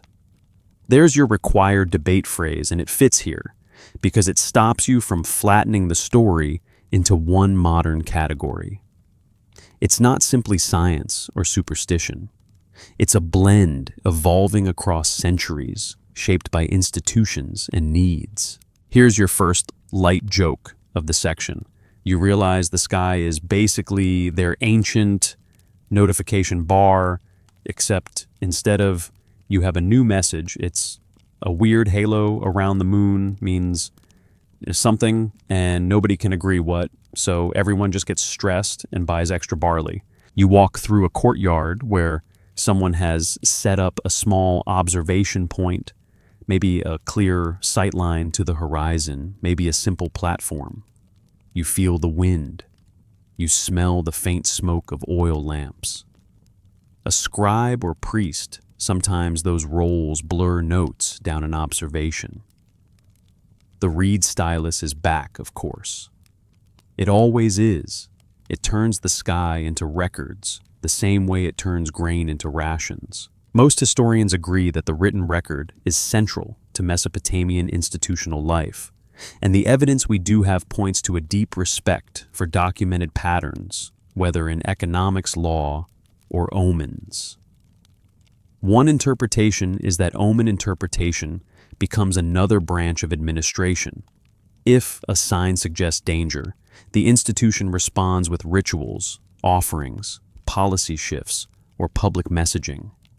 A careful reading might suggest that celestial systems are not merely mystical, they can be political instruments. If you can claim the heavens support your decisions, you gain legitimacy. That's a possibility, not a certainty, but it's a grounded way to understand why the sky becomes part of governance. Now, the Anunnaki drift back into your imagination because modern audiences often connect them with the heavens. A popular rumor claims the Anunnaki are literally those who came from the sky, and that ancient sky watching is evidence of contact or memory of visitors. This theory isn't widely accepted, and the evidence is thin. If the evidence is thin, we'll say so. A more cautious explanation could be that divine language often uses heaven as a symbol of authority and order, not as a literal travel itinerary. If we treat the rumor as a possibility rather than a conclusion, it can still function as a cinematic what-if mood. What if the stories are pointing at something else? But the safe mainstream anchor remains. Mesopotamians watched the sky because it mattered to their calendar, their farming, and their worldview, not necessarily because they expected someone to arrive. Second light joke. You imagine an ancient observer staring at Venus rising and thinking, okay, that's definitely a sign. And Venus is just doing Venus things like, I'm literally on schedule, please calm down. The cosmos, punctual. Humans emotionally improvising. You follow the thread of who ruled through this celestial layer. In a practical sense, the people who can interpret and announce meaning. Priests, scholars, officials, hold influence. Most historians agree that specialized knowledge confers status. The evidence we do have points to elites being involved in ritual and interpretation. One interpretation is that the sky becomes another domain where institutions manage public emotion, reassuring, warning, organizing. A careful reading might suggest that in times of political stress, omen interpretation can become more prominent because it offers language for uncertainty that feels authoritative. And what if that's why divine councils and assemblies matter? Not because they are literal meeting minutes, but because they dramatize decision-making at the highest possible level. The gods debate, the gods decree, the cosmos agrees. This is how you narrate authority when your society is built on the idea that order exists above the mud. Let me rephrase that more carefully. This is debated and it's an interpretation, not a certainty, but it keeps you on safe ground. You're not claiming hidden truths. You're noticing how power is expressed. Now you let the imagery get cinematic gently, because bedtime history loves a soft what if. What if you're standing on a rooftop in a city like Uruk, the air cool on your skin, watching the stars slowly wheel, and you feel the whole city behind you sleeping, dreaming, breathing? What if the people in this city are asking the same question you are, just in different words? Who decides what happens to us? Who has the authority to say, this is the year of this? This is the omen of that. This is the ruler chosen by the gods. The evidence we do have points to the fact that these questions are answered by institutions, temples, courts, councils, and later kings. One interpretation is that cosmic language is used to make those answers feel stable. A more cautious explanation could be that the sky provides a shared reference point for the community. Everyone can look up and feel part of the same order, even if their lives differ below. Historians still argue whether the earliest celestial traditions in southern Mesopotamia are primarily inherited from earlier local practices or shaped significantly by interregional exchange and evolving scribal schools. Again, debate. Again, humility. The mystery isn't in what we know, but in what we can't confirm, how far back these practices go, and how much was lost before writing could trap it in clay. Third light joke. You realize that if your job involves interpreting omens, you can basically never say, "I don't know." You have to sound confident while translating the universe's vague vibes into policy. That's a stressful career choice. 0 stars. Would not recommend. As you reach the end of this section, you feel the sky and the earth settling into their roles. The sky as a canvas of meaning, the earth as a place of labor and rule. The tablets reveal that both worlds are tightly linked in Mesopotamian thought. Most historians agree that these societies integrate religion, politics, and administration deeply. One interpretation is that the Anunnaki and other divine categories sit at the top of that integrated worldview, symbols of cosmic authority that help explain why human authority shifts. And what if before the Anunnaki is not a secret regime, but a question about vocabulary? What did people call authority before a particular divine category became prominent in certain texts? That's a possibility, not a certainty, but it keeps you grounded. Words evolve, power evolves, stories evolve. The canal water whispers again steady. You turn away from the stars, not because they stop mattering, but because the horizon has new movement, now trade migration, foreign contacts. Rulers don't just rise from within. Sometimes they arrive from outside, bringing goods, ideas, and new ways of telling the same old story. Who gets to decide? You turn your gaze from the sky back toward the horizon, where the darkness isn't empty, it's full of roads you can't quite see. Paths of reed boats moving along river bends. Caravans cutting across dry ground with packs that creak softly. The world widens, and with it the meaning of who ruled starts to stretch beyond the city walls. Most historians agree that Mesopotamia is connected to broader regions through trade and cultural exchange, and archaeology suggests long-distance networks linking southern Mesopotamia with places to the north and east, as well as the Gulf region. The evidence we do have points to real goods, moving metals, stone timber shells, luxury materials, because the southern plain doesn't naturally provide everything a growing city wants. One interpretation is that trade creates new kinds of influence. The people who control routes and relationships can become powerful even without wearing a crown. And what if, before any grand mythic language takes center stage, the rulers of the world are the ones who can keep exchange-flowing people, who make scarcity feel manageable? You follow a riverbank in your imagination where the water looks dark and slow, reflecting a smear of starlight. Somewhere a boat bumps lightly against wood. Someone mutters a tired joke that you can't quite hear. The reed stylus in your hand feels like it belongs here too, because trade makes paperwork, and paperwork makes power. Most historians agree that record-keeping accompanies exchange, and the evidence we do have points to administrative systems tracking deliveries, debts, and obligations. One interpretation is that as trade networks expand, cities become dependent on relationships beyond their immediate farmland. A careful reading might suggest that dependence changes politics, alliances matter more, diplomacy matters more, and the world becomes something you can't control solely with local canals. And what if that's part of why myths about cosmic rulers and divine decrees grow more attractive?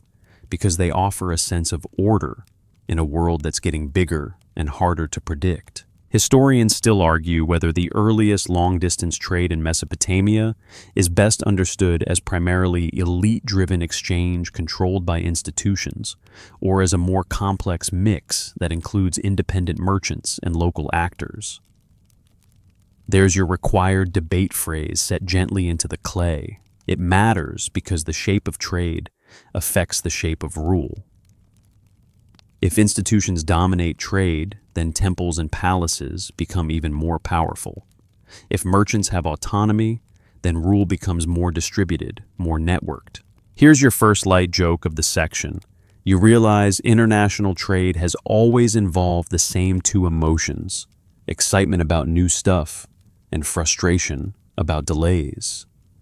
Somewhere an ancient merchant is probably saying, "My copper shipment is late," and an ancient official is replying, "Have you tried restarting the caravan? Very helpful." As you walk, you sense foreign shadows, not sinister, just unfamiliar. Different languages, different styles of clothing, different materials that feel strange in the hand. Archaeology suggests that Mesopotamian cities value imported timber and stone because their local environment is rich in clay, but not in those harder building materials. The evidence we do have points to urban elites displaying imported goods as markers of status and connection. One interpretation is that foreign contact becomes part of local legitimacy. Being connected to distant places signals power. And now you can see why modern minds sometimes slide into bigger stories. When ancient texts refer to distant lands, exotic materials, or mysterious origins, it can feel like they're hinting at something hidden. A popular rumor claims that references to faraway trade lands are actually coded references to lost continents or vanished empires. This theory isn't widely accepted. If we treat it as a possibility rather than a conclusion, it becomes a cinematic what-if mood. What if the map is bigger than we think? But the evidence is thin for literal, secret continents, and if the evidence is thin, we'll say so. A more cautious explanation could be that early trade networks already feel astonishingly wide compared to everyday life. If most people never leave their city's orbit, then even a merchant who travels a few hundred miles feels like a character from another world. Stories exaggerate. Names become symbolic. That land becomes a place where anything could be true. That's not proof of hidden civilizations.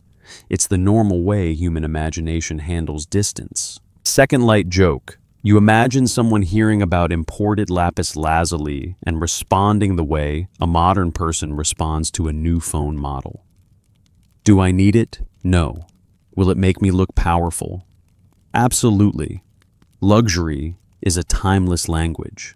Now, your question about who ruled before the Anunnaki takes on a new flavor. If rule is influence and control, then external connections matter. Most historians agree that cultural exchange can shape religious ideas, artistic styles, and political structures over time. The evidence we do have points to Mesopotamia not being isolated. It's part of a broader world of interaction. One interpretation is that some divine names, mythic motifs, and cosmological ideas evolve as cultures interact, borrowing, blending, adapting. A careful reading might suggest that what later looks like a fixed pantheon is actually a living collage. And what if the Anunnaki category, however you interpret it, becomes more prominent as part of that evolving collage, shaped by broader interregional influences and internal political needs? That's a possibility, not a certainty, but its grounded religious language changes across time. Historians still argue whether certain mythic motifs in Mesopotamian literature should be traced primarily to indigenous Sumerian roots, or to later syncretism and adaptation through contact with neighboring cultures. Debate again. Humility again. The mystery isn't in what we know, but in what we can't confirm. How much of early religious thought is lost to time, and how much is preserved only indirectly. You walk past a marketplace in your imagination, where goods are arranged in neat piles, grain in sacks, oil in jars, textiles folded, small metal objects glinting. People bargain not loudly, but with that steady persistence that comes from needing the deal to work. Most historians agree that markets and exchange exist, though the exact forms vary across periods and contexts. The evidence we do have points to institutional redistribution alongside more localized exchange. One interpretation is that the growth of trade and exchange increases the power of those who can mediate it, officials who control storage and distribution, merchants who maintain routes, scribes who record transactions. A careful reading might suggest that rule becomes a network, not just a throne, but a web of obligations and relationships. Third light joke. You realize supply chain issues are basically an eternal human curse. Someone in 2500 BCE is probably blaming the donkeys, and someone else is blaming the river, and the river is like, I'm literally a river. Now let's land this section gently. The tablets reveal a world that expands outward as well as upward. Most historians agree that Mesopotamian cities are connected to distant lands through trade and contact. One interpretation is that this widening world makes mythic frameworks more compelling cosmic stories for a world that feels bigger and less controllable. And what if the question who ruled before the Anunnaki is partly about that widening before certain divine categories and mythic structures become the dominant way to describe authority across a broader cultural landscape? Rule might be described more locally by cities, temples, councils, and the practical power of networks. You keep walking, and the marketplace fades behind you. Ahead, you can feel another shift coming, not just trade, but empire. The moment when one political force begins to claim the right to speak for many cities at once. And when empires rise, they don't just conquer land, they rewrite memory. They reshape the story of who ruled, who mattered, and who gets to be before. You keep moving forward, and the world gets that slightly strange feeling you get when a story starts introducing experts. Not experts like your friend who watched one documentary and now speaks exclusively in trivia, but expert figures who feel half historical and half symbolic, like the culture is trying to explain where knowledge comes from and who gets to claim it. Most historians agree that later Mesopotamian traditions describe a set of antediluvian sages, often called the Apkallu, linked to early kings and early sacred cities, especially in stories that look back toward a misty before. Archaeology suggests that these traditions are preserved in texts from later periods, meaning they reflect how later scribes imagined the distant past as much as they reflect any direct memory. The evidence we do have points to a pattern: the deeper the past, the more it's populated by culture bringers figures who teach, organize, and civilize. One interpretation is that the Apkallu stories are a way of saying, our civilization didn't just happen, it was taught. A careful reading might suggest that these wise figures serve as origin stamps for institutions, temples, rituals, writing, craft, knowledge, so that later elites can claim their practices have ancient sacred roots.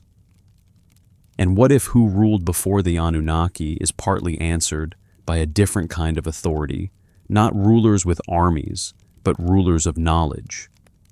Those who define what counts as wisdom, what counts as order, what counts as legitimate tradition.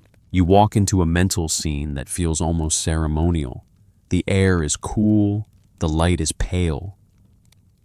Early morning, the kind that makes mud brick look silver.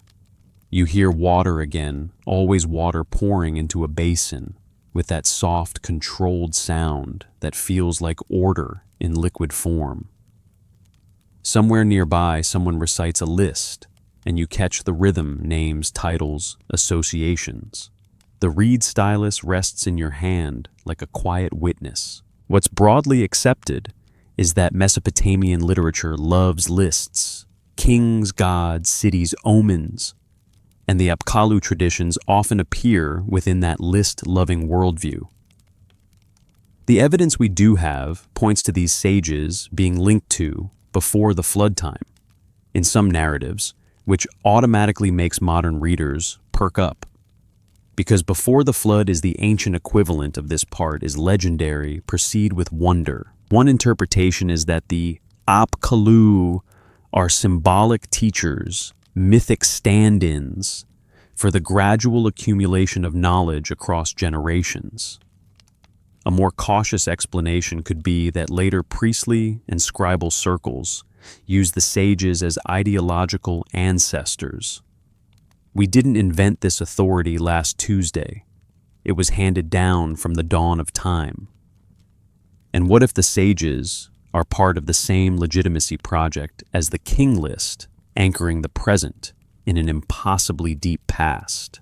Historians still argue whether the Apkallu traditions preserve any distant echo of real early specialists, learned administrators, ritual experts, engineers, or whether they have functioned primarily as mythic propaganda for later temple and scribal institutions.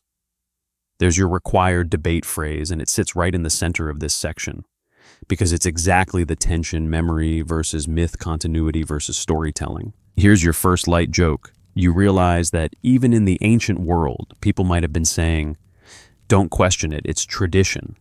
And tradition is like, trust me, I'm very old, which is not actually a logical argument, but it's an extremely effective one. Now, where do the Anunnaki fit into this? Carefully. What's broadly accepted is that the Anunnaki appear as a group of divine figures in Mesopotamian mythology, and their roles vary across texts. The Apkallu, meanwhile, tend to occupy a different narrative lane, wisdom bringers associated with early times and early kingship traditions. One interpretation is that both serve a similar function, explaining order and authority just in different registers. The gods represent cosmic legitimacy. The sages represent inherited expertise. And what if the before in your question isn't strictly chronological, like before these gods arrived, but conceptual before divine categories become the main vocabulary of authority knowledge figures and temple traditions may carry the story's weight? Let me rephrase that more carefully. That's a possibility, not a certainty. We're not proving anything tonight. We're following clues. And the clues here point to a society that treats wisdom as something that needs an origin story, because power needs justification. You drift closer to the scribal world, again, because that's where the sages feel at home. Most historians agree that scribal education in Mesopotamia involves copying texts, memorizing lists, and learning standardized forms like training your brain to run a very ancient operating system. Archaeology suggests that schools and scribal practices exist and leave traces in tablets and exercises. The evidence we do have points to a class of trained writers who preserve cultural memory by repetition. One interpretation is that the Apkallu traditions are part of that scribal identity, a mythic lineage for the people who read, write, and interpret. A careful reading might suggest that if you are a scribe or priest, the idea of primordial teachers validates your role. It tells the public, we're not just educated, we're connected. And what if the sages are the story's way of turning specialized knowledge into sacred authority? Because if knowledge feels sacred, challenging, it feels risky. Second light joke. You can almost hear an ancient apprentice scribe whispering, So the sages taught everything, and the teacher replying yes, and the apprentice muttering convenient, while desperately trying to draw wedge marks that all look the same. The true ancient horror isn't monsters, it's handwriting practice. Now here comes the quirky tidbit, because the Apkallu traditions sometimes swim in strange waters, literally. In some later depictions, these sage figures are described in ways that blend human and aquatic imagery, which has sparked modern imagination in all sorts of directions. A popular rumor claims the sages were non-human fishmen, or literal amphibious beings, who emerged from the sea to civilize humanity. This theory isn't widely accepted in the literal sense, and it often rides on later iconography and symbolic language, rather than clear historical evidence.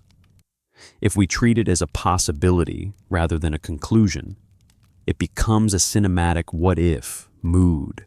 What if wisdom arrives from the deep, unfamiliar place beyond the city wall? A more cautious explanation could be that aquatic imagery symbolizes fertility, life-giving water, and the mysterious source of knowledge, especially in a river civilization, where water is sacred and survival depends on it.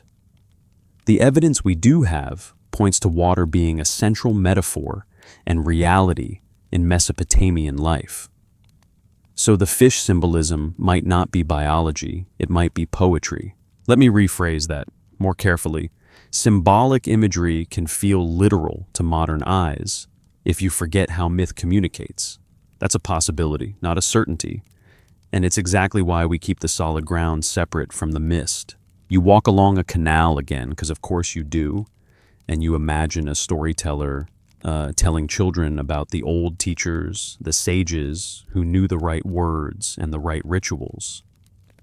The kids listen with wide eyes, not because they're collecting data, but because the story makes the world feel structured. Someone wise set the rules, and the rules matter. Most historians agree that societies often create origin stories for their institutions, especially when those institutions are powerful and need public trust. The evidence we do have points to Mesopotamian temples and scribal networks being deeply influential. One interpretation is that the Apkallu traditions function as institutional mythology. They justify who gets to speak with authority, who gets to interpret signs, who gets to manage ritual and knowledge. And what if these traditions are less about literal pre-flood teachers and more about claiming the past as a credential? Third light joke, you realize that ancient wisdom has always been a marketing category.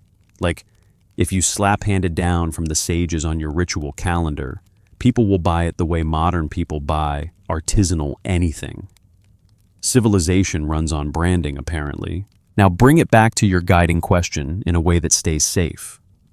If you want who ruled in the most grounded sense, the answer remains humans' institutions, city leadership, and the practical systems of irrigation and administration. But if you expand rule to include authority over meaning, over knowledge, tradition, and legitimacy, then the Apkallu sit like quiet monarchs in the imagination. They rule the origin story of civilization itself. And what if that's the sneaky reveal the tablets offer when you read them gently before the grand mythic assemblies take center stage in the modern imagination? The texts also preserve another kind of power.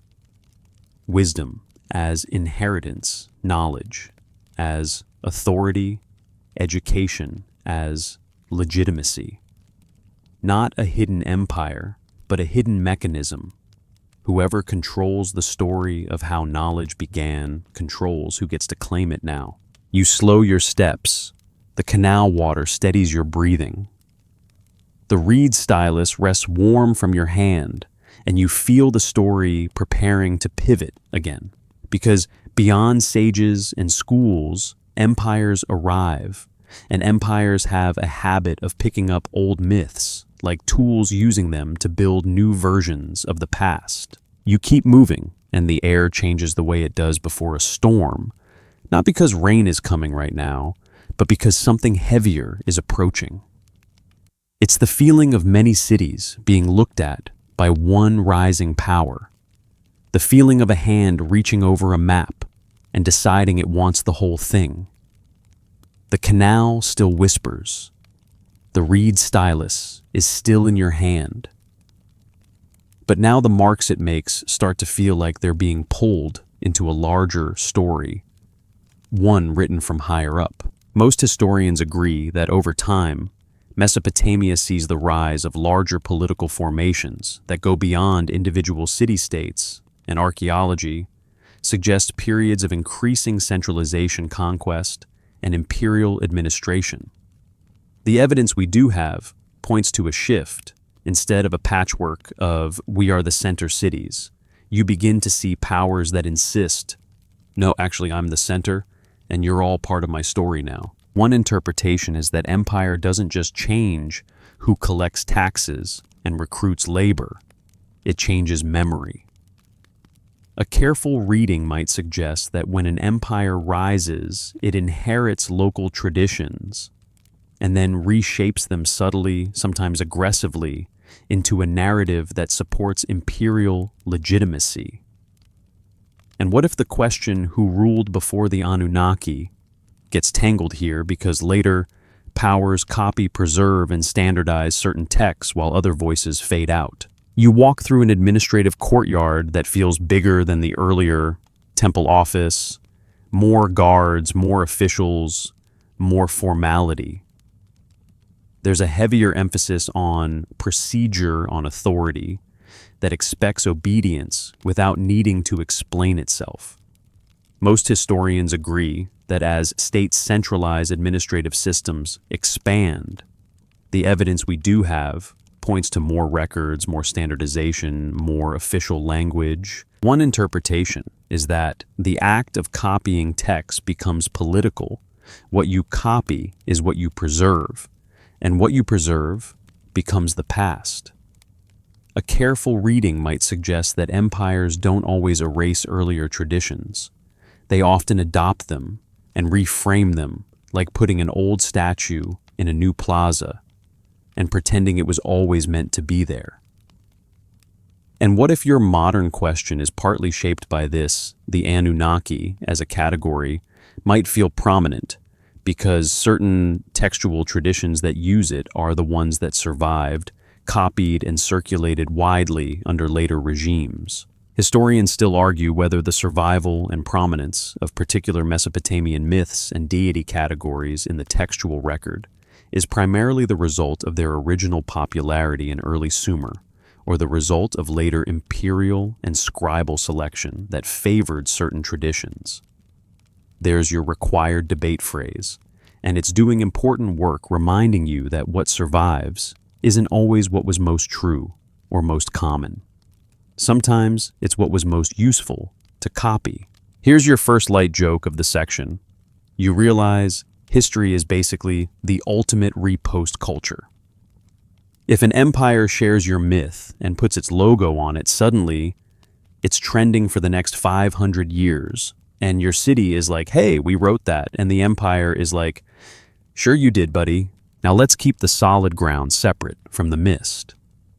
What's broadly accepted is that later Mesopotamian empires, Akkadian and beyond, inherit Sumerian cultural material and integrate it into broader traditions.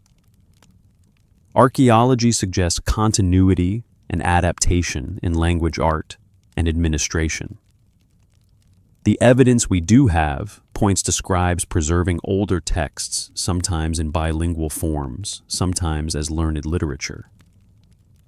One interpretation is that Sumerian becomes a kind of classical language, in later periods used for prestige and scholarly tradition, even after spoken language shifts. A careful reading might suggest that the past becomes a resource, something you can mine for legitimacy. And what if that's one reason before feels so mysterious? Because before is curated, not invented out of thin air, but filtered, arranged, and framed. A popular rumor claims that empires deliberately hid certain tablets because they contained dangerous truths about the origins of humanity or non-human rulers. This theory isn't widely accepted, and the evidence is thin. If the evidence is thin, we'll say so. A more cautious explanation could be that most loss is boring. Tablets break, libraries burn damp, destroys clay. Wars scatter archives, and scribes copy what their institutions value. That's not a grand conspiracy. It's the normal fragility of ancient materials. Second light joke. You can almost hear an ancient archivist saying, "We should really catalog these," and another one replying, "We will," and then 3,000 years later you're like, "So, did you?" And the answer is silence and dust. Relatable. You walk through the idea of imperial legitimacy because it's the heartbeat of why texts get used. Most historians agree that rulers and states use religious language to justify authority. The evidence we do have points to kings presenting themselves as chosen by gods, favored by divine order, responsible for justice and temple upkeep. One interpretation is that divine assemblies, categories like the Anunnaki, can serve as cosmic endorsement. If the highest divine order supports the king, resisting the king feels like resisting the cosmos. A careful reading might suggest that myth and administration converge here. Cosmic stories become political tools. Let me rephrase that more carefully. This is an interpretation, not a certainty. We're not proving anything tonight. We're following clues. But the clues do suggest that religion and politics are intertwined, and that the language of gods can be used to stabilize power. And what if the Anunnaki, in some contexts, become part of this stabilized vocabulary? Less a question of who ruled before and more a question of what language is used to describe authority now. That's a possibility, not a certainty, but it aligns with the idea that divine categories can be emphasized differently depending on institutional needs. Historians still argue whether shifts in divine emphasis and mythic storytelling across Mesopotamian history reflect primarily changes in popular devotion, changes in political power, or changes in scribal curriculum and literary fashion. Again, debate. Again, no full consensus. And again, the mystery isn't in what we know, but in what we can't confirm. You pause, not stop. Just slow near a scribal school in your imagination. Students copy lines, repeat signs, practice names. You hear the scratch of reeds again. This sound has become your gentle anchor throughout the night. The reed stylus is not just a tool, it's the bridge between lived reality and remembered reality. And now you see how empires can influence that bridge by controlling education, patronage, and the official archive. Here's your third light joke. You realize that if you want to control an empire, you don't just conquer cities, you standardize the paperwork. Nothing says I'm in charge like making everyone fill out the same forms. The true imperial weapon is the template. Now bring it back to the central question in a way that stays honest. If you ask who ruled the world before the Anunnaki, the tablets don't hand you a single secret ruler.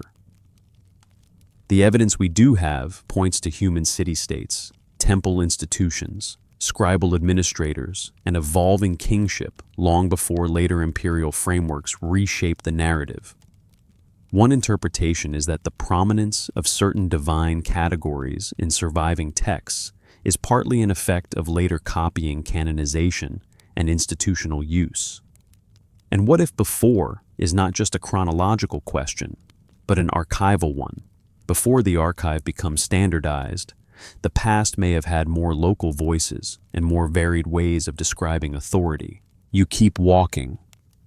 The night feels deeper now, but also calmer, like you've accepted that the past is not one straight line. The canal water whispers. The reed stylus rests warm in your hand. Ahead, the story approaches the part where modern curiosity gets loudest fringe theories missing gaps, and the temptation to fill silence with certainty. But tonight, you're going to stay gentle. You're going to keep the solid ground separate from the mist. You keep walking, and now the path narrows into a place where your modern curiosity starts to fidget like it's reaching for a flashlight, even though you promised yourself you'd keep the lights low. This is the section where the gaps in the record feel loud. Broken tablets, missing lines, smudged signs, libraries that didn't survive. It's the perfect environment for theories to bloom, because when you don't know something, your imagination tries to be helpful. And sometimes it's a little too enthusiastic. Most historians agree that the surviving Sumerian and broader Mesopotamian textual record is fragmentary, and archaeology suggests that what we have is only a small portion of what once existed. The evidence we do have points to losses for very ordinary reasons. Clay break sites, erode buildings, burn collections, scatter, and not everything was written down in the first place. One interpretation is that mystery is often created by absence, not by intention. A careful reading might suggest that many puzzling questions like who ruled before a certain mythic category becomes prominent are partly questions about what didn't survive. And what if the story is pointing at something else? What if the biggest secret isn't a hidden dynasty, but the simple fact that the past is incomplete and we're always reading it through cracks? Historians still argue whether the gaps in the Sumerian textual record should be treated primarily as random loss or as the result of historical processes that favored certain institutions, languages, and genres while sidelining others. There's your required debate phrase, and it matters here because it prevents the leap from "we don't have it" to "someone hid it." Sometimes absence is just absence. Sometimes it's shaped by power and preservation. Usually it's a mix. Now let's introduce the fringe zone gently, like stepping onto thin ice with socks on. A fringe idea proposes that the earliest parts of Mesopotamian tradition, especially the before the flood, portions of king lists, and the grand divine assemblies are literal records of a pre-human regime, advanced beings, long-lived rulers, or outsiders who ruled the world before humans inherited the system. This theory isn't widely accepted, but it's popular in modern culture, and it often attaches itself to the Anunnaki name in particular. If we treat it as a possibility rather than a conclusion, it becomes a cinematic what-if mood. What if the myths preserve a memory we no longer know how to read? But the evidence for a literal historical reading is thin, and if the evidence is thin, we'll say so. A more cautious explanation could be that myth uses grand scales, cosmic councils, impossible rain lengths, world reset floods to communicate values, legitimacy, and deep time, not literal biographies. Here's your first light joke of the section. You realize the internet loves an ancient mystery. The way a cat loves an unattended cup of water. It's going in whether it makes sense or not. And suddenly, the Anunnaki are trending again. You pause again. Not a dramatic pause, just a sleepy slowing at the edge of a broken tablet in your imagination. You can see the missing corner. The last line ends mid-word. Your mind tries to complete it the way it completes a song lyric when the radio cuts out. But this is where you practice restraint. Some parts are documented, some are interpretation, and some are gentle imagination. We'll keep the solid ground separate from the mist. Most historians agree that mythic texts are not modern histories, and archaeology suggests that even administrative texts reflect institutional perspectives. The evidence we do have points to multiple layers of composition and copying. One interpretation is that modern fringe readings often treat ancient texts as if they were written for us, like the scribes were anticipating a YouTube comment section 5,000 years later. A more cautious explanation could be that these texts are written for their own communities, serving religious, political, and educational purposes in their own time. Let me rephrase that more carefully. When a text uses divine language, it might support the idea that the society understood legitimacy as sacred, not merely human. That raises the possibility that myths encode social reality. But it doesn't automatically support the idea of literal pre-human rulers. That's a possibility, not a certainty. Now, one of the most common modern mystery moves is to treat the Sumerian king list's huge reign lengths as biological evidence. They lived that long, so they weren't human. This is a popular rumor claim in many modern retellings. The theory isn't widely accepted, and the evidence is thin. A more cautious explanation could be that the numbers are symbolic, formulaic, or tied to numerological traditions, and that later copyists may have preserved a convention without expecting modern readers to interpret it literally. Historians still argue whether the enormous reign lengths in the earliest king list sections reflect numerological symbolism, an older counting system, or ideological exaggeration, with no straightforward historical referent. Again, debate. Again, no full consensus. Again, you breathe and let uncertainty be part of the story. Second light joke. You imagine someone trying to fact-check a 2880-year reign and getting the ancient equivalent of source trust me, bro. Except the bro is a temple archive, and the trust is enforced by sacred authority. Not ideal for your modern standards, but very on-brand for ancient propaganda. Now, another popular modern thread ties the Anunnaki to extraterrestrial interpretations. A popular rumor claims that references to heaven, descending, and sky are literal descriptions of craft travel and contact. This theory isn't widely accepted. If we treat it as a possibility rather than a conclusion, it creates cinematic imagery, stars, arrivals, strange teachers. But the evidence in mainstream scholarship tends to support metaphorical and theological readings rather than literal travel logs. A more cautious explanation could be that heaven is a symbolic source of authority and order across many ancient cultures. Let me rephrase that more carefully. Cosmic language can feel physical in your imagination, and that's part of why it's powerful. But feeling vivid is not the same as being conclusive. Now here's the grounded anchor.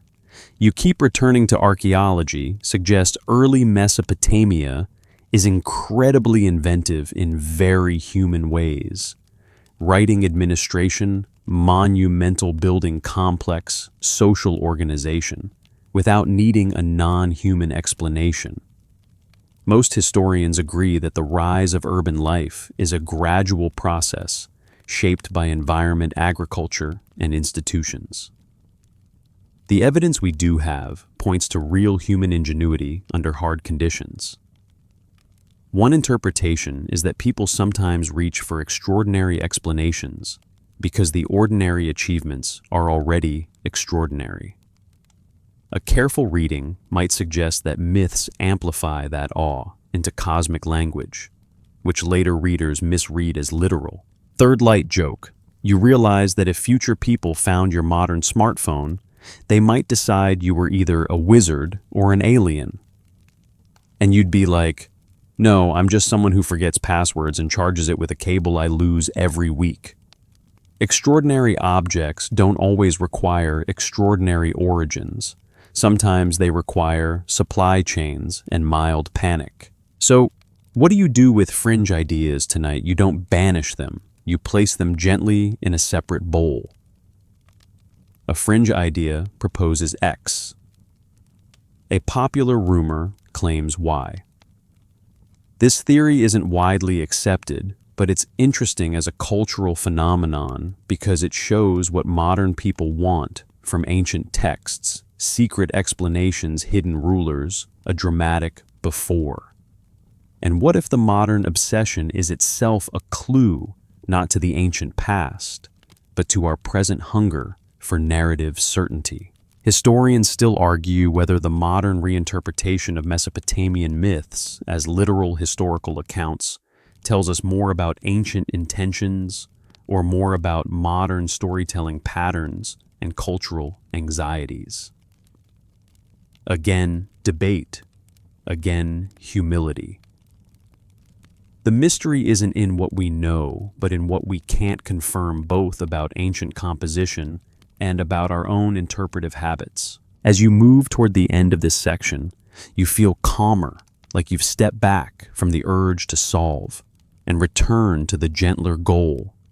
Understand the layers. The tablets reveal a world where power is explained through divine language, where legitimacy is anchored through lists and origin stories, and where the record is incomplete. One interpretation is that the before question is best answered not by inventing a hidden empire, but by tracing how authority evolves. Temples, councils, kings, empires, scribes, each layer leaving marks in clay. And what if the deepest bedtime truth is this? We're not proving anything tonight, we're following clues. Some are solid, some are mist. The mist can be beautiful, as long as you don't build a house on it. The canal water whispers again. The reed stylus warms in your hand. Ahead, the last stretch of the journey begins pulling your clues back together into a careful reconstruction of what rule could mean and why the question keeps haunting the edges of the tablets without giving you a single, tidy answer. You keep walking, and the path feels smoother now, not because the past suddenly became simple, but because you've stopped demanding a single dramatic answer. The canal water is steady beside you, and the reed stylus sits warm in your hand like a quiet promise. We'll keep the solid ground separate from the mist. Most historians agree that early Mesopotamia is best understood as a mosaic, villages growing into cities, city-states competing and cooperating, temples organizing labor and ritual scribes, recording the flow of grain and obligations, and later empires standardizing and reshaping what gets preserved. The evidence we do have points to human institutions doing the heavy lifting of rule long before any modern retelling tries to turn mythology into a literal political timeline. One interpretation is that the biggest trick in your original question is the word world.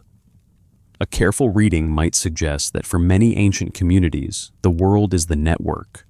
They can actually touch fields, canals, marketplaces, temple, precincts, nearby rival cities, and the trade routes that bring strange goods and stranger stories. And what if the question, who ruled the world before the Anunnaki, is really several questions stacked on top of each other? Who ruled daily life? Who ruled ideology? Who ruled memory? And who ruled the stories people told to make all of it feel coherent? You walk past a low wall and the city smells return, warm bread oil, smoke, damp, clay, and that faint mineral scent that hangs in the air after water has been poured on dry ground. You can hear distant footsteps and the soft murmur of people still awake. Nothing feels supernatural in the literal sense.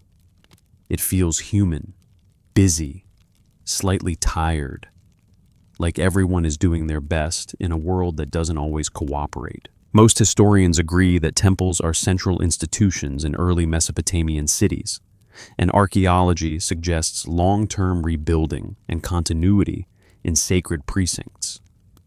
The evidence we do have points to temple economies managing storage labor and redistribution in many contexts. One interpretation is that if you're looking for rulers before the grand mythic frameworks dominate your imagination, you should look at these institutions, temple administrators, council leaders, scribes, because they shape what happens to your body and your bowl of food. Here's your first light joke of the section. You realize the ruler of the world might be whoever controls the granary key, which is deeply unromantic, but also extremely persuasive when you're hungry. Like, yes, I too would like to speak to the cosmic authorities, but first barley. Now, what about the Anunnaki specifically? What's broadly accepted is that they are a category of deities in Mesopotamian traditions, and their roles shift across time and text. The evidence we do have points to divine assemblies and hierarchies being a major way Mesopotamians explain cosmic order and legitimacy. One interpretation is that the Anunnaki function as part of a theological vocabulary that frames authority as sacred and structured an upper court in the mythic imagination. A more cautious explanation could be that modern audiences often treat that vocabulary as if it were a hidden historical archive, when it may be more like a symbolic constitution, a story about how power should be understood, not a spreadsheet of literal pre-human rulers. Let me rephrase that more carefully. This is debated, and it's an interpretation, not a certainty. The myths might support the idea that people experience authority as coming from above because institutions feel bigger than individuals. But that doesn't automatically support the idea that non-human beings literally govern the earth in a historical sense. That's a possibility, not a certainty. You keep walking, and you notice how often the story keeps circling back to the same quiet mechanisms: water management, grain storage, labor, organization, record-keeping, ritual calendars. The reed stylus is your proof of life that this civilization runs on documentation. Most historians agree that early writing is heavily administrative, and the evidence we do have points to the practical nature of many surviving tablets. One interpretation is that who ruled in the earliest visible layers is frankly bureaucracy, temple and civic administration long before kingship becomes the loudest symbol of authority. A careful reading might suggest that kingship is real and important, but it's often perched on top of a broader structure that does the daily work. And what if the earliest rulers are not the ones who make speeches, but the ones who make lists? Second light joke. You imagine the ancient equivalent of "please hold while your call is important to us," except it's a clay tablet that says, "please wait while your ration request is processed," and the processing time is whenever the scribe feels emotionally ready. Ancient customer service, timeless. Now you gather the before layers gently, like you're stacking soft blankets rather than building a tower. Before the myths become standardized in the versions we most often read, there are local traditions, city-specific deities, local origin stories, local pride. Before empires preserve and copy certain texts, there are voices that may not survive, songs, oral tales, customs. Before kingship becomes the central narrative in later political storytelling, authority can be shared among councils, temple institutions, and administrative roles. Historians still argue whether the earliest Sumerian political reality is best pictured as mostly temple-led civic administration with kings emerging later, or as a persistent blend of temple and royal authority that varies widely by city and period. That's your exact debate phrase for this section, and it belongs here because it keeps your reconstruction honest. The early world doesn't give you one clean blueprint. It gives you overlapping systems that shift like river channels. Now let's handle the mystery theory portion with the same calm boundaries. A fringe idea proposes that the antediluvian sections of king lists and the grand divine assemblies preserve literal memory of a pre-human order, beings who ruled before humans took over. This theory isn't widely accepted, and the evidence is thin for treating mythic reign lengths as biological fact. If we treat it as a possibility rather than a conclusion, it can still serve a bedtime purpose. It keeps you in that cinematic what-if mood without making you feel tricked. A more cautious explanation could be that myths compress deep time, elevate prestige, and explain legitimacy. The evidence we do have points to symbolic numbers, formulaic structures, and cultural storytelling patterns that aim at meaning rather than modern chronology. And what if the before world in the texts is less an actual political regime and more a stage setting, a mythic backdrop that makes later institutions feel inevitable? Third light joke. You realize that if someone wrote your biography using symbolic numbers, future readers might conclude you reigned for 3,600 years over the kingdom of email. And honestly, some days it feels like that. But feeling long isn't the same as being literal. You bring your reconstruction to a careful center. The most grounded answer to who ruled before the Anunnaki is that humans ruled through city-states, temples, councils, and eventually kings, while divine language expressed how legitimacy and order were understood.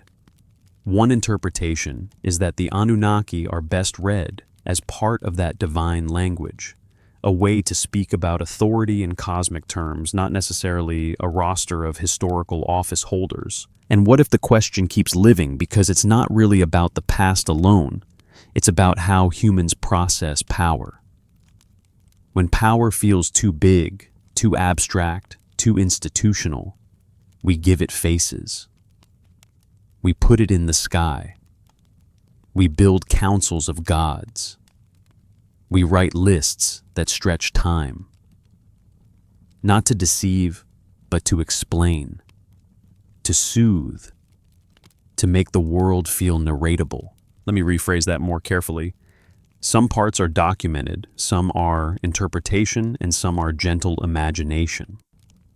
The documented part is the human institutions, the cities, the temples, the writing, the trade networks, the shifting dynasties. The interpretation is how these layers relate to the mythic language. The imagination is the what-if glow we allow ourselves as we walk through the gaps. You slow down, and the canal sound becomes your lullaby again. The reed stylus rests against your palm, and for a moment, the whole world feels simple, in a soft way, water, clay sky, and humans trying to build order. Ahead, the last section waits, not as a reveal, but as a gentle settling. A final way to hold the mist apart from the ground and let your mind drift towards sleep without needing to solve every puzzle. You keep walking, and it feels like the land itself has learned your pace, slow, steady, no sudden turns. The canal water still whispers beside you, and the reed stylus rests against your palm like a small, warm reminder that almost everything you know tonight arrives through someone's decision to press marks into clay and keep doing it day after day until memory hardens. Most historians agree that the world you're wandering through Mesopotamia is shaped by a very practical partnership between rivers and people, agriculture, irrigation storage, labor, and administration. Archaeology suggests that early cities grow through gradual processes rather than sudden magic, and the evidence we do have points to institutions, temples, councils, scribal schools, later palaces doing the quiet work of ruling before any single throne can claim it's the whole story. One interpretation is that your original question has been quietly changing shape as you walk. Who ruled the world before the Anunnaki? Becomes, what did rule look like before certain myths and categories became the loudest way to talk about authority? A careful reading might suggest that early rule is not a single crown, but a web grain, rations, canal, maintenance, seal impressions, and calendars that tell you when to work, when to rest, and when to show up for a festival with the correct level of respectful enthusiasm. Here's your first light joke of the section. You realize the earliest world domination might be achieved with a clipboard, a seal, and the confidence to say, "No, the barley is counted correctly," while everyone else just blinks and goes home hungry. Not heroic, extremely effective. Now, the Anunnaki sit at the edge of your imagination like a constellation. Real, in the sense that the name appears in myth, shifting in meaning across texts and time, and real, in the sense that modern culture has turned it into a spotlight. What's broadly accepted is that the divine world in Mesopotamian literature provides a language for legitimacy, cosmic order, and moral structure. One interpretation is that divine assemblies categories like the Anunnaki serve as a mythic model of how authority is supposed to work, decisions made, above destinies, assigned order, maintained. A more cautious explanation could be that this language reflects human institutions and their need to feel grounded in something stable. Let me rephrase that more carefully. That's a possibility, not a certainty. The myths might support the idea that people experience power as descending or decreed, but that doesn't automatically mean the texts are literal reports of non-human rulers administering the earth like an office. Historians still argue whether the Anunnaki and similar divine groupings should be read mainly as theological categories that shift with political and scribal contexts, or as hints of older traditions we can no longer reconstruct fully from the surviving fragments. There's the debate phrase placed gently and honestly. It reminds you that the mystery isn't in what we know, but in what we can't confirm. And because you're human and it's bedtime, your mind is tempted just once more to reach for the dramatic version. A fringe idea proposes that before the flood, kings and divine assemblies preserve literal memory of a pre-human regime, long-lived rulers, outsiders, an ancient order that predates recorded history. This theory isn't widely accepted, and the evidence is thin for treating symbolic reign lengths as biological fact. If we treat it as a possibility rather than a conclusion, it becomes a cinematic mood, a way to feel the depth of time without pretending we've solved it. A more cautious explanation could be that the myths compress deep time, elevate prestige, and explain legitimacy. Numbers swell because grandeur swells. Origins glow because institutions want roots that look like they reach the center of the earth. Second light joke. You picture an ancient scribe writing a reign length so huge he has to pause and stretch his fingers, like this king ruled for... Hold on. My hand is cramping. Okay, we're going to need more clay. Meanwhile, the king's descendants are like, yes, perfect, make it bigger. You let your reconstruction become simple in the best way. The tablets, in their bulk and their variety, reveal a civilization ruled by humans and systems, by city leadership, by temple economies, by administrative knowledge, by the ability to coordinate labor and make order feel normal. The divine language frames that order, blesses it, and sometimes dramatizes it because humans don't just need food and water. They need meaning that tells them the rules aren't arbitrary. You can almost feel how that meaning works. A contract tablet isn't only a contract. It's a promise that the world is knowable. A ration list isn't only a ration list. It's a promise that tomorrow can be planned. A hymn isn't only a hymn. It's a promise that chaos can be negotiated, if not with the river, then with the story you tell about the river. Third light joke. You realize the ancient world is basically running 3 apps at once: canal maintenance, barley, accounting, and cosmic meaning. And the battery is always low, but somehow they keep the system running anyway. Honestly, it's impressive. Now you walk past the edge of a big compound, something that feels more formal than a village, more organized than a simple temple courtyard. You think of later central powers like Akkadian Empire that begin to stitch multiple city worlds into broader political landscapes.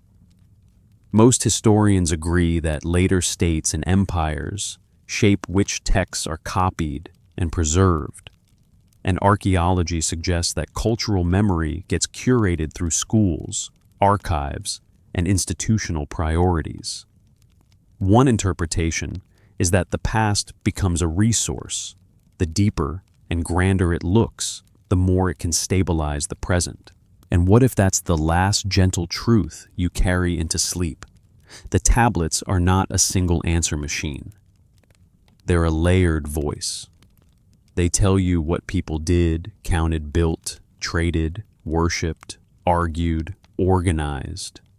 They suggest how people justified authority through myth, through divine order, through stories of origins and floods and sacred firstness. They invite you into a what-if mood, but they don't demand you turn that mood into certainty. Let me rephrase that more carefully. One last time, we're not proving anything tonight. We're following clues. Some clues are solid writing institutions, city life administration. Some clues are interpretive, how myth mirrors politics, how divine language supports legitimacy.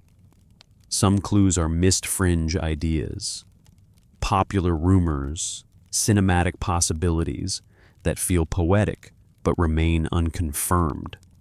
Some parts are documented, some are interpretation, and some are gentle imagination. We'll keep the solid ground separate from the mist. And now, without forcing a conclusion, you let the journey soften. The canal water becomes your lullaby again, quieter than before, as if it's learned to speak in whispers. You feel the reed stylus loosen in your hand, not because you drop it, but because you no longer need to grip so tightly. The night air settles on your skin like a cool cloth. Your thoughts slow down, and the ancient city around you becomes less like a puzzle and more like a distant glow lamps in doorways. A last pot set down, a broom sweeping the same patch of ground for the 100th time. Not because it must be perfect, but because routine is comfort. You picture the clay tablets stacked somewhere safe, some broken, some whole, resting the way you rest, carrying what they can, leaving the rest in silence. And the silence is okay. The mystery isn't in what we know, but in what we can't confirm, and you don't have to fill every gap tonight. You can let the unanswered parts stay gentle, like fog over water at dawn. Your breathing matches the steady rhythm of the canal, in and out, slow and even. The ancient questions drift farther away, not solved, but softened, like a story you've heard enough times that it no longer keeps you awake. You're still in the world of clay and starlight, but it's fading into the background, and your body remembers it's safe to sleep.